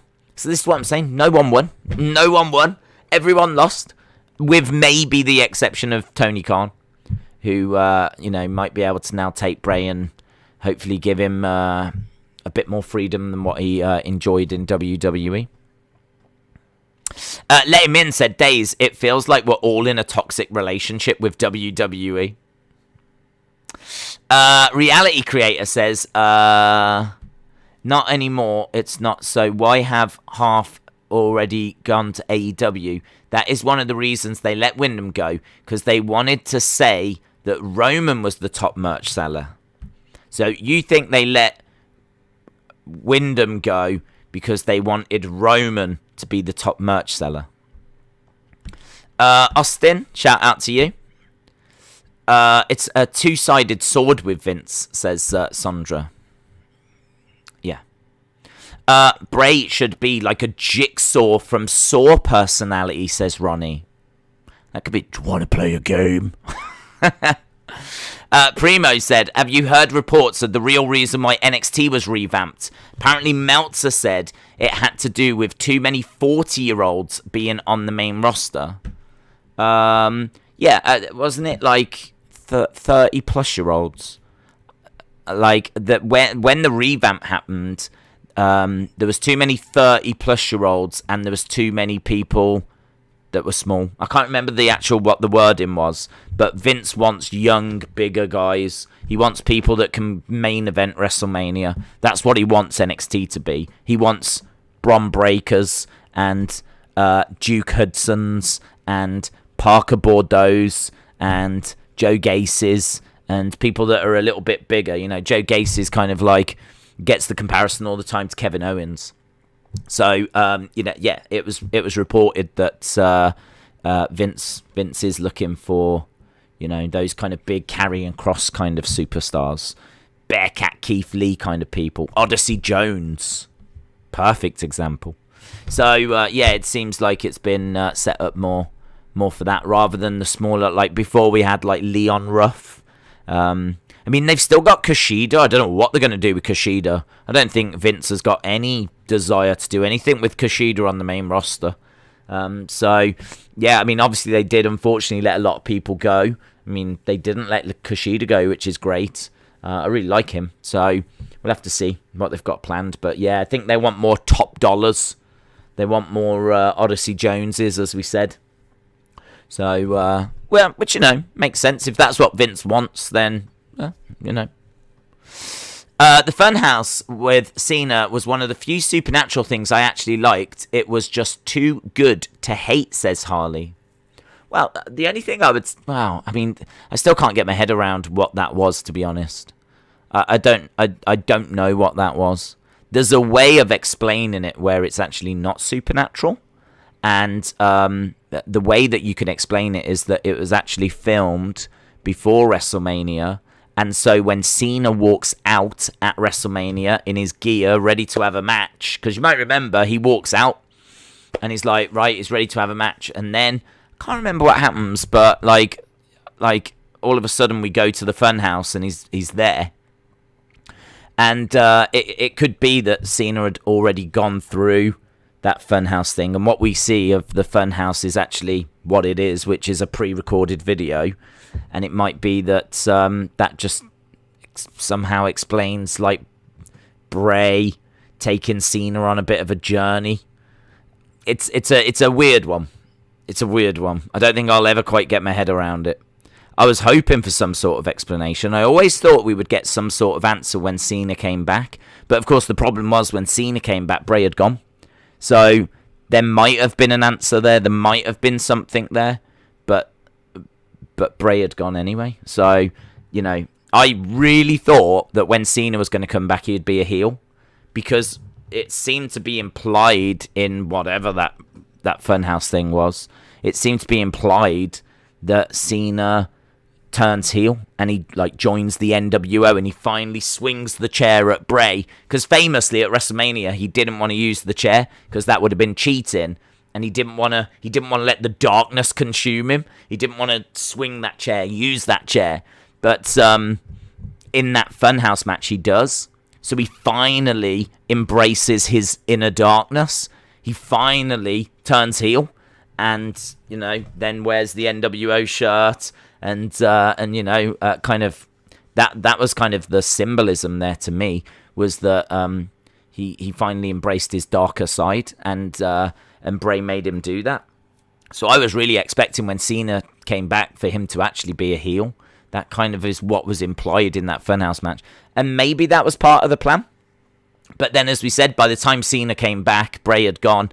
And again, it just adds more fuel to what we said earlier. I don't think Vince wants that baggage. I don't think Vince wants to turn Cena heel. And he doesn't want Bray and the Fiend character to basically tell him that that's what he's going to do.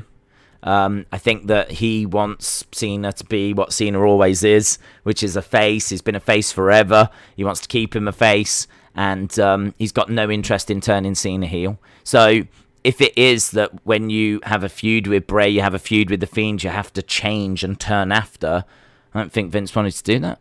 I don't think Vince wanted to do that with Cena. Cena, This I think this is where they were butting heads. I think there's lots of little things like that Bray wants to do that maybe, and that maybe that's not an example of it, but I think it's things along those lines that Bray wants to do and Vince doesn't want to do it, and these are the creative differences they're talking about. Because there could be some youngsters out there that maybe weren't even watching. You got to remember, we're going back to WrestleMania 36, going back to WrestleMania last year. There might be some people that got into it after that. There might be some youngsters out there that got into it during the lockdowns that have got into it like now with Roman and Edge and all this kind of stuff. So we are a little bit removed from like the Funhouse. We haven't seen a Funhouse in months and months and months, and we only had one this year. So there could be some people out there that don't know quite what we're talking about. So I'm always aware that we have to really explain everything.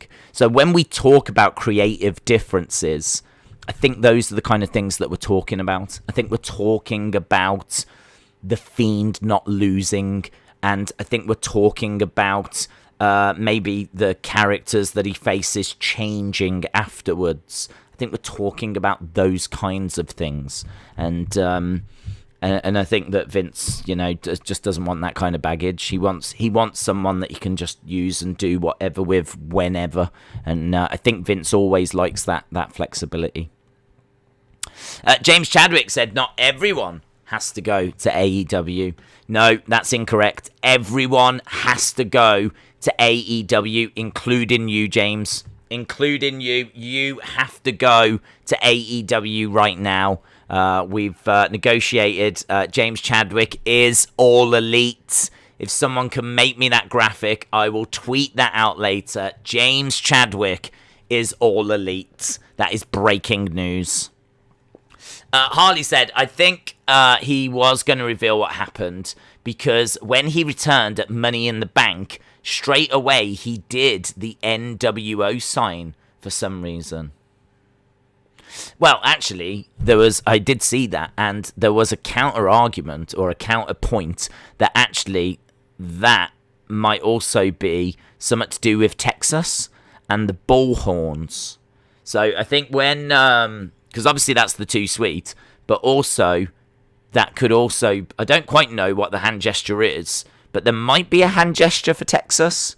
There might be something like the bullhorns, and it was in Texas. So I saw people saying he did the Too Sweet, but then I saw other people saying no, it's because it's in Texas, he's doing the bullhorns. So again, without jumping into their minds and having a little swim around, it's hard to know exactly what they were doing. Ronnie said James Chadwick is All Elite. That's correct. That is correct. James Chadwick said, I've been called a lot of things, but never All Elite, but I'll take it. You're All Elite in my heart, James. Hasib said, Daze, just say Bray goes somewhere other than AEW. No, he can't. We've just discussed this with James Chadwick. Everyone goes to AEW. Say he goes to Impact or somewhere else. Would you start watching their product? Where would you stand on that? I mean, I would watch it at the start, certainly, because I am very, very interested to see what he goes on to do next. If he goes to Impact, I would definitely want to watch those next few episodes at least. Long term, I honestly don't know, right? I don't know, because Impact isn't part of my viewing schedule, and honestly, if I'm being completely truthful, it would take a lot to get Impact part of my viewing schedule. Not because I think it's a bad company or anything along those lines. It's just never been on my radar. I never watched TNA, and I've watched Impact a couple of times, and I think when I've watched it, it's been solid. It's been enjoyable. I've no ill will towards Impact. It's never been part of my schedule. It's kind of like saying, why don't you watch Ring of Honor? Why don't you watch MLW? Why don't you watch New Japan? Why don't you watch AAA? Why don't you watch Progress? It's because there's so many companies that are out there that, you kind of have to draw a line somewhere. Not James Chadwick, just going back to James Chadwick. He just watches them all, which, respect. But for me, I watch WWE, I watch AEW. Obviously, that watching WWE involves NXT, but I don't even get time to watch NXT UK. So, trying to introduce Impact into my viewing schedule, into my weekly schedule, and actually committing to watching it every single week, it would take a lot. I'm just being straight up honest. It would take a lot to do that. So, would I watch if he joined? Absolutely, I would watch for the first few weeks at least, because I would want to see what's the new character. I think we're all interested to know what's the new character. What's he going to look like? What's he going to do? I think we'd be all absolutely fascinated to see that and see exactly what he's up to now and what's going on and everything. So yeah, I would be very, very interested in watching that. But once that had settled down and we saw what the new character was all about, then would I stick with it long term and kind of, follow the story all the way through to its conclusion? I don't know. As I said, it would take a lot for me to stick with something outside of my usual. It's not just Impact. If you went to MLW, if you went to Ring of Honor, if you went to New Japan, I would 100% want to watch those first few weeks, maybe even building up towards his first match and see that first match. But I kind of feel like, for example, if I didn't watch AEW and I only watched it for CM Punk, to be completely truthful, I'd probably be at the point where I'd be all right with I don't need to watch it now. Like, I've seen him come back. I know what his ring attire's like. I know what his mannerisms are like. I know what his promos are like. I've seen several matches that he's had. Granted, I've not seen the big matches, but I can always jump in for the odd pay-per-view when they get round to doing MJF versus CM Punk, or they get round to doing Kenny Omega versus CM Punk. I can always just pop back for that. Like, I don't feel like I necessarily need to watch every episode every week of every show for CM Punk to, I'll just, I've got the taste of it now. I know what he's going to do now. So I'm at the point where I can just jump back for like the pay-per-views. I mean, the thing is, I watch AEW anyway, so it's not a problem. I'm going to watch it all, but that was just an example. So, I would definitely be interested in watching those first few weeks. Austin said, I still don't think Bray was difficult to work with. I think he was protective of the character since he spent a while working on it and he didn't like screwing him up like he did many times before. James Chadwick said, the only companies I don't watch regular is New Japan. I can't watch AAA or Stardom because they don't get shown here. I didn't know that. I didn't know Stardom wasn't shown here. TNA was and AEW is levels above WWE, which died in the mid-2000s. Oh, I didn't realise. Jeremy says, do we not think that Bray will not get the same kind of pop? Not many people get a louder crowd reaction than him. No, I think he will. I think he will get a big pop. I think certainly initially. But I think it depends, doesn't it? I mean, I think the AEW crowd is quite accepting. I think they will accept pretty much anything that they're given. I'm trying to think of anything they've been given that they've really not enjoyed. Can't really think of anything. I mean, they seem to just love it all. Whatever they get given, they seem to be, on board with. There's really not much that they have done and that they've booed out the building or anything. So I'm not saying they would do that with Bray. I'm just saying, like, if you brought Bray in, he did a Fiend kind of character, would the AEW fans accept that? I'd have to think they would, yes. It'd be very interesting to know where their limit is, or even what their limit is. I don't know what they wouldn't accept. I mean, if Bray started teleporting around the arena, like, would they accept that? I don't know. I genuinely don't know, because when Matt Hardy was doing it, there was no fans. So all I know is that Tony Khan saw it, and it didn't sit right with him, so, we never saw it again. But Matt was still changing clothes underwater and changing his attire inside ice bins and whatnot. But then even that stopped. So, but that wasn't the crowd. That was Tony looking at it going, this doesn't sit well with me. And so as a result, Matt Hardy changed to the big money Matt thing instead. So I don't know what they would accept. I don't know why he wouldn't get a big pop. I mean, I think anyone that was in WWE that isn't any longer, is kind of part of their club now. Kind of feels there is definitely, and I think it is growing as well, this, and CM Punk spoke about it as well. CM Punk spoke about the tribalism. I think he said he was disappointed by the tribalism. But this is the same CM Punk that when he first arrived in AEW spoke about how, he very much pointed out that WWE wasn't pro wrestling and pointed out that it wasn't right for him to go back to a place that made him sick. All of that is fueling the tribalism. So I need to read that report, actually. I need to read exactly what he said. But I did see that he spoke yesterday, and it came out today that he was disappointed by the tribalism in wrestling. So I think anyone that was in WWE that is now Team AEW are always going to be welcomed and accepted into AEW. And I think they will accept and be quite willing to go quite far. So I can't see any reason why he wouldn't get great reactions. I probably could have just answered it that way, but that's my in-depth answer. Might as well go for another 14 minutes. Might as well go for 14 more minutes. I just want to get your thoughts to wrap this up. I mean, we've done an hour and 45 here. Effortlessly, can I say? Effortlessly. It's very interesting stuff. I do like these dedicated streams. It's quite interesting.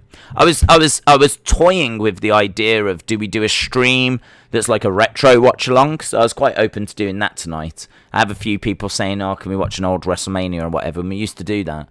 But what with this news, I thought this would be one that people would enjoy to do as like a standalone.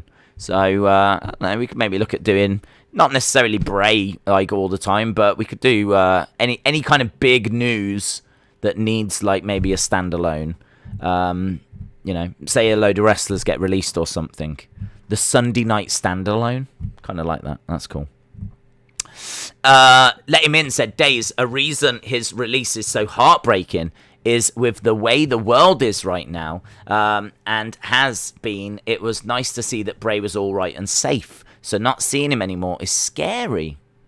Oh, I would imagine he's all right, bud. I mean, he's got a lovely family, and he's just had a kid, hasn't he? I mean, I don't know how old his kid is. Is his kid going to be coming up to about 1? Because I've got a feeling they had a child, didn't they, around maybe January time? So, yeah, I mean, he's made a lot of money in his life. He's had a very successful career. And hopefully he will continue to have a very successful career. So I don't think his safety should be a concern. But I definitely think his ability to express himself. Let's put it that way. I don't even think his happiness, because I would hope he was happy. He's got a lovely family, and he's got lots of money. And he's well known and very popular, and he only has to go on the internet at any time to see how much people love him. I mean, pretty much every second of every day someone's posting how much they love Bray Wyatt. So I wouldn't think any of that would be a concern, but I just think I think he's still got stories to tell. I think he's still got things to do, and I suppose that's what makes his tweet so exciting. The "I'll feed you soon, baby birds" tweet kind of implies he is coming back soon, and he's got things to say or things to do, and I think he is a very creative force. There was someone that said it'd be great if he went away and did a film, and do you know what? I would agree with that. If he could go away and get real financial backing, I don't want him to do some amateur thing.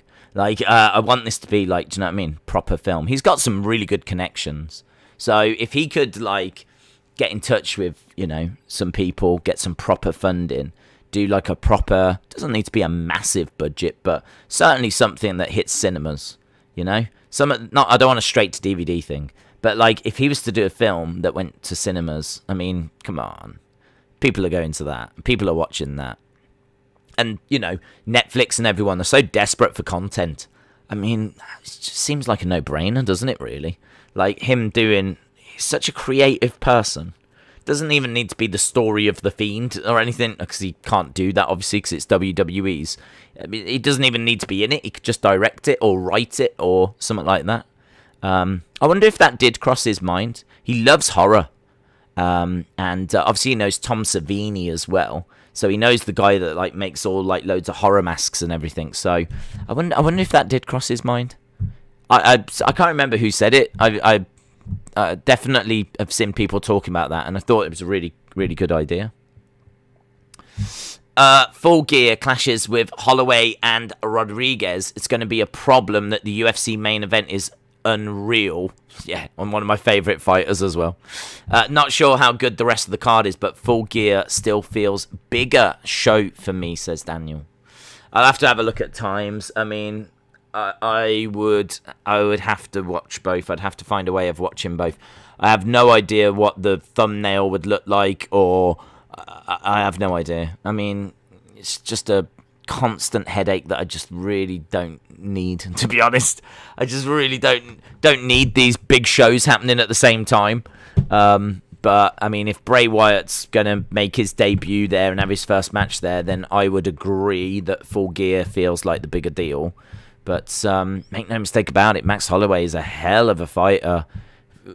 Put in maybe my favourite performance of the year so far when he fought back in January. But yeah, I mean, Full Gear would feel bigger.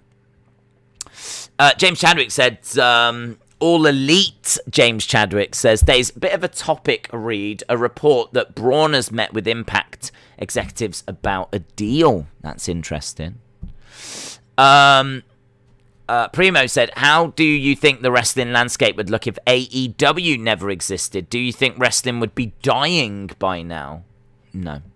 I don't think wrestling will ever die, because wrestling is one of the oldest sports in the world. It might be the oldest sport in the world. It's at its heart, it's two people battling for victory, and you can present it and jazz it up lots of different ways with entrance music or no entrance music, in a ring or not in a ring.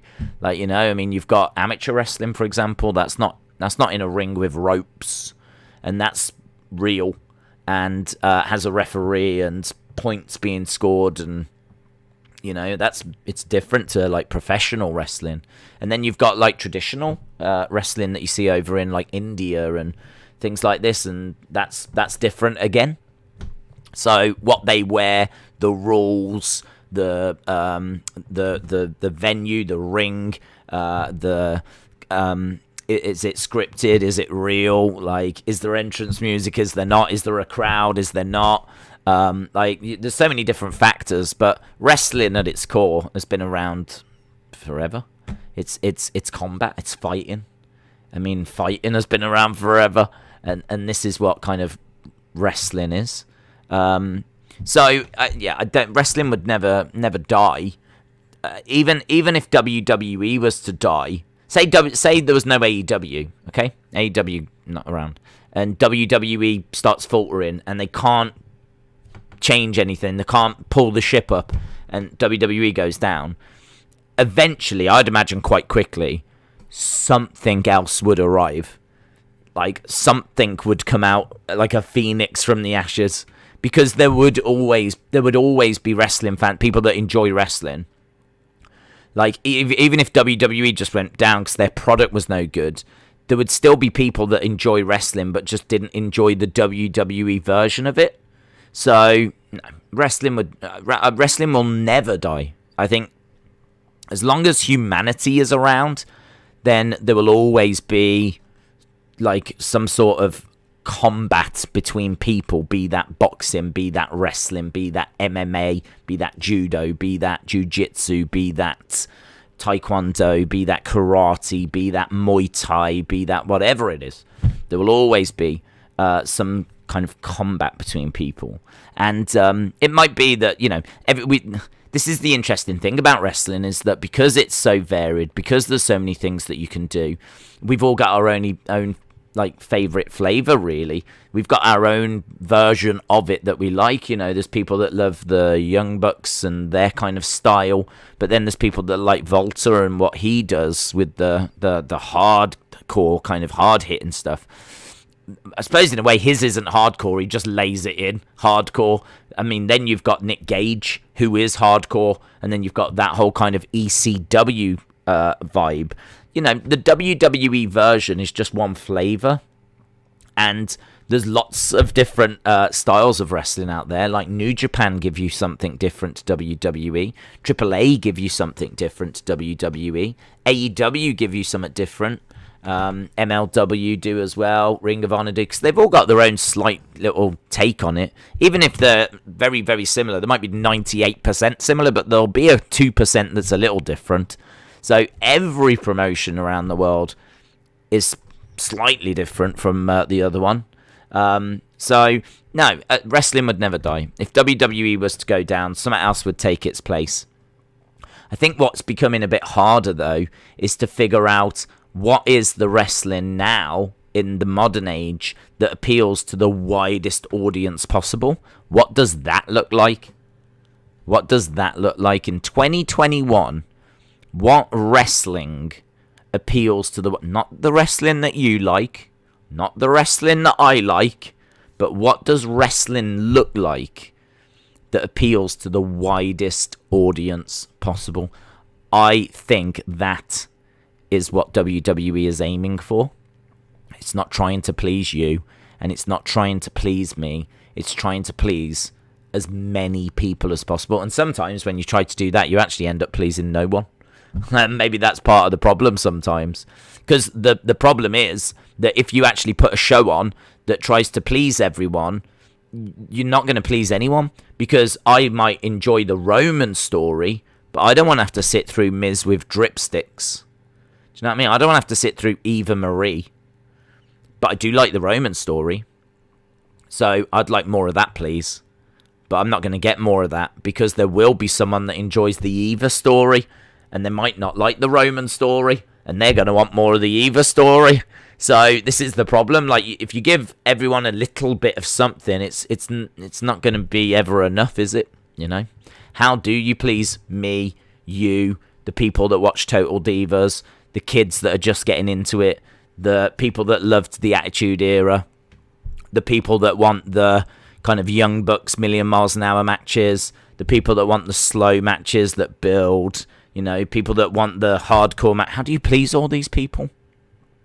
It's hard. It is hard. It's very, very hard.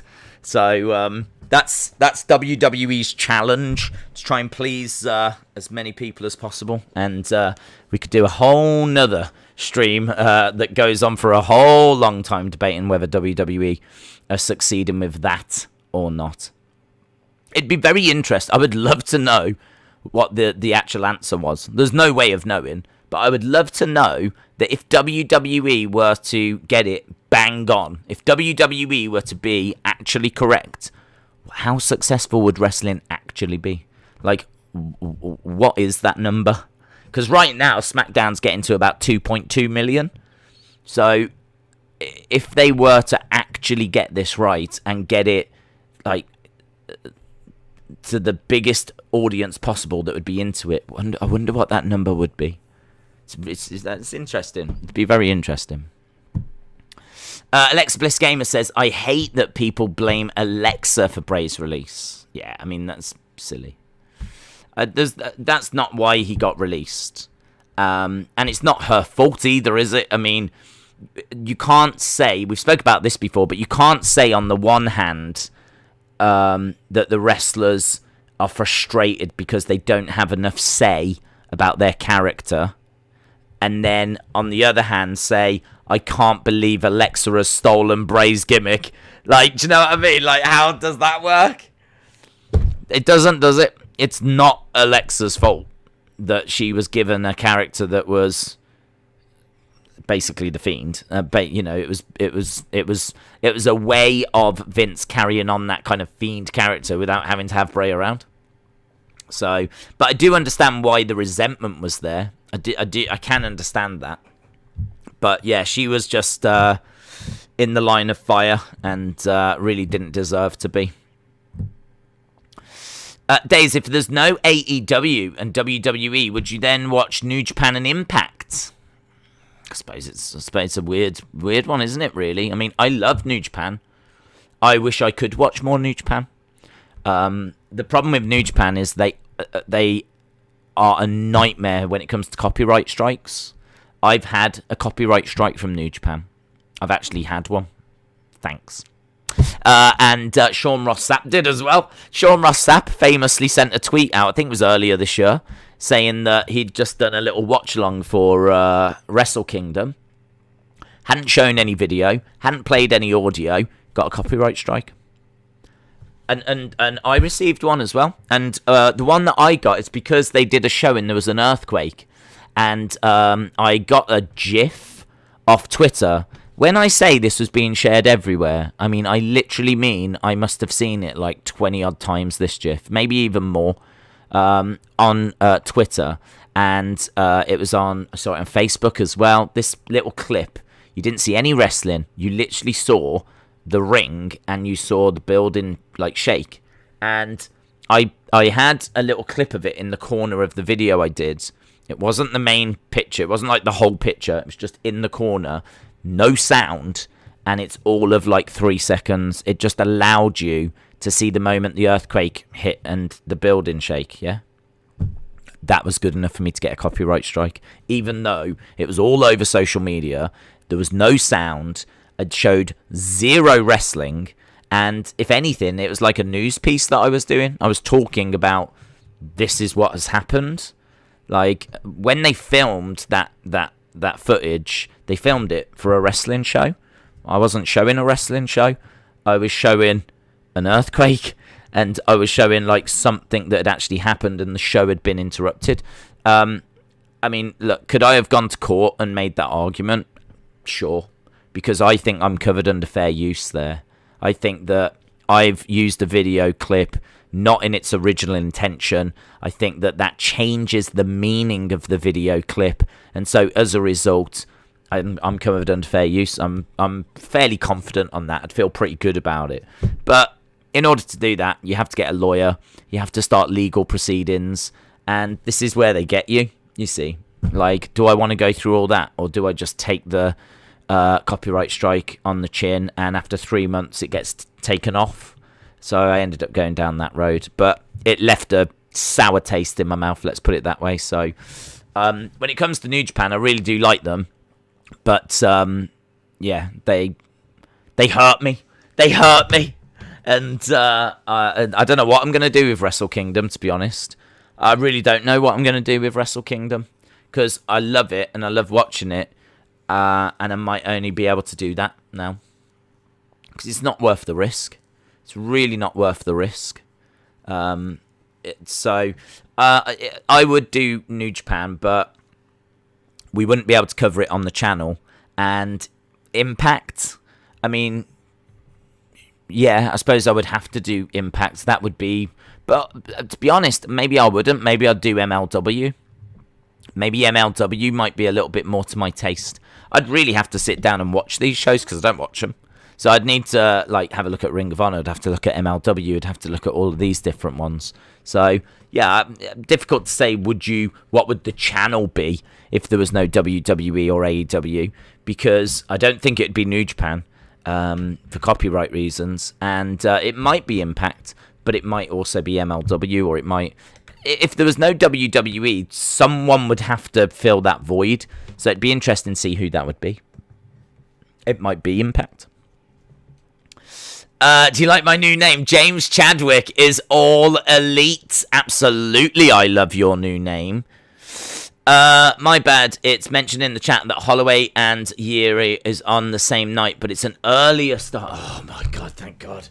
Thank god, I did not want to have to make that choice.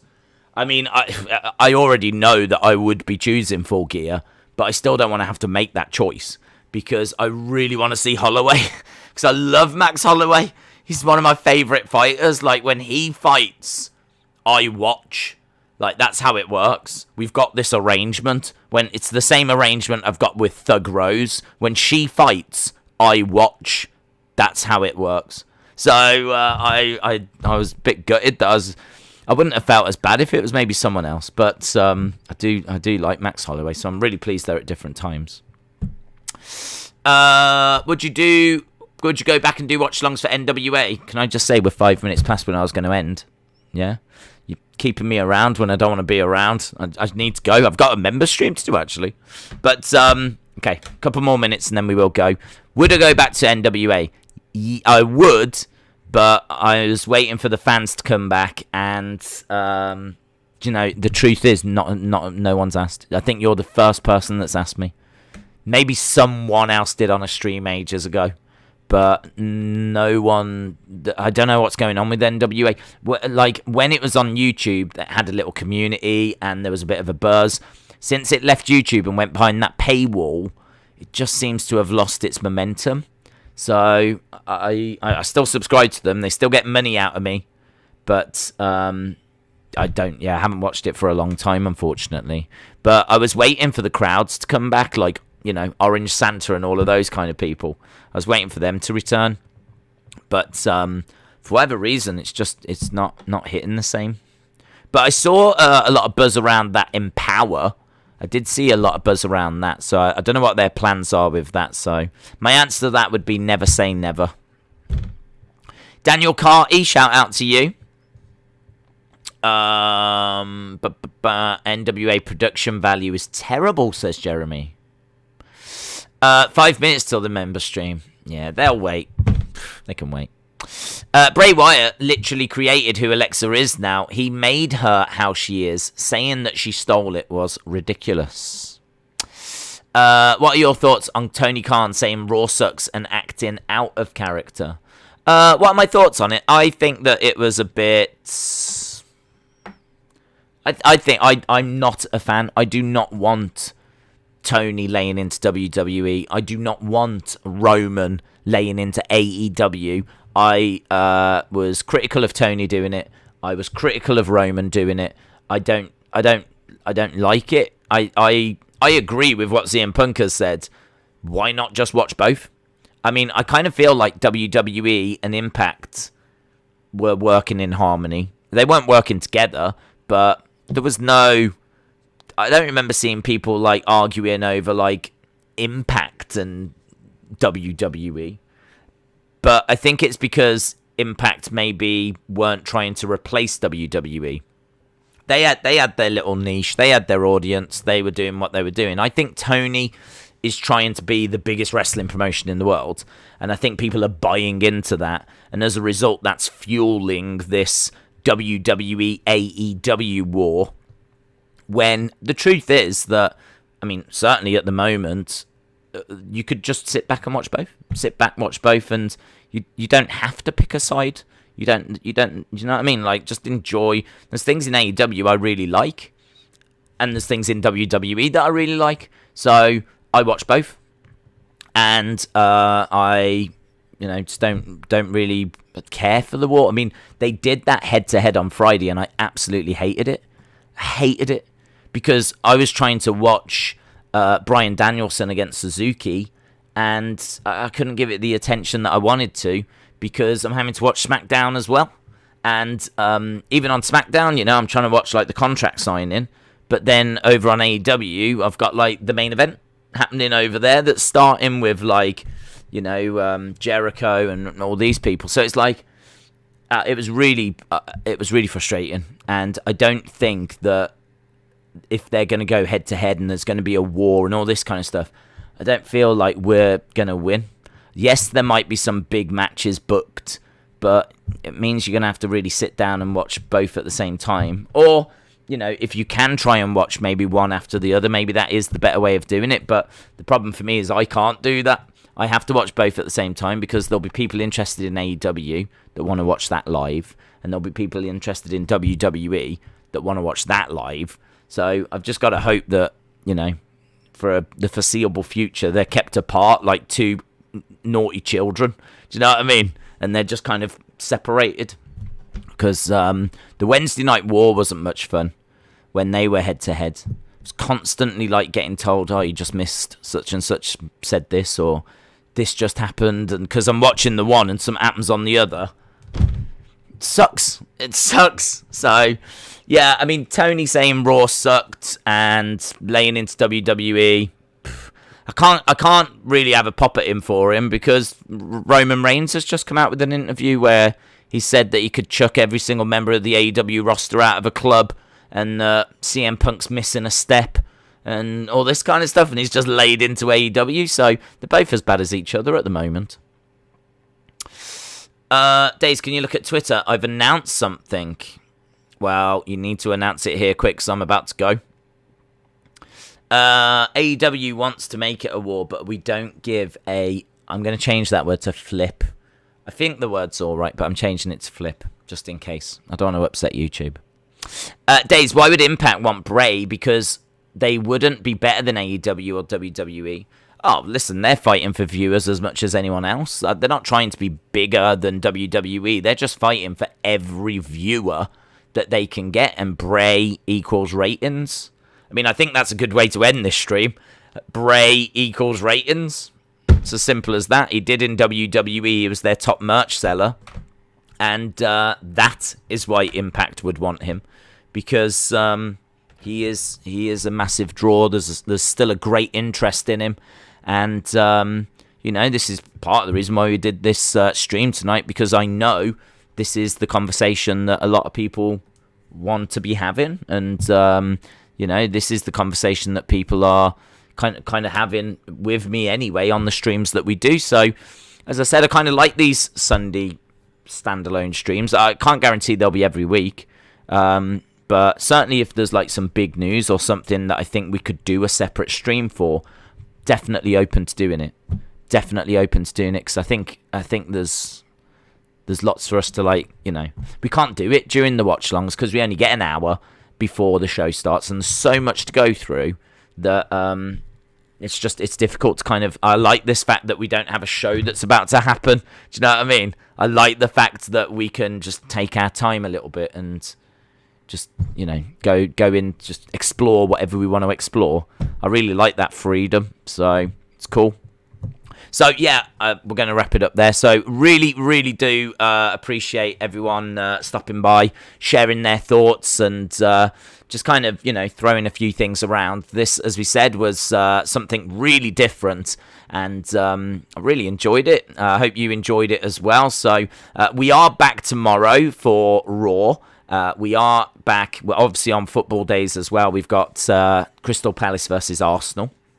But then on this channel, we've got Raw. On Tuesday, we've got NXT. There is no Dynamite, is there, on Wednesday, unfortunately. So I'm not sure what Wednesday will look like, but we'll figure something out. But, for the next few days, we've got those streams coming up. Obviously, Rampage AEW on Friday. We'll have Dynamite on Saturday, but it'll probably have to go head-to-head with flipping UFC again. But it is what it is. But really appreciate the support, guys. Hope you have had fun, and hope you have a great evening wherever you are. And hopefully, I'll see you again next time. Bye for now.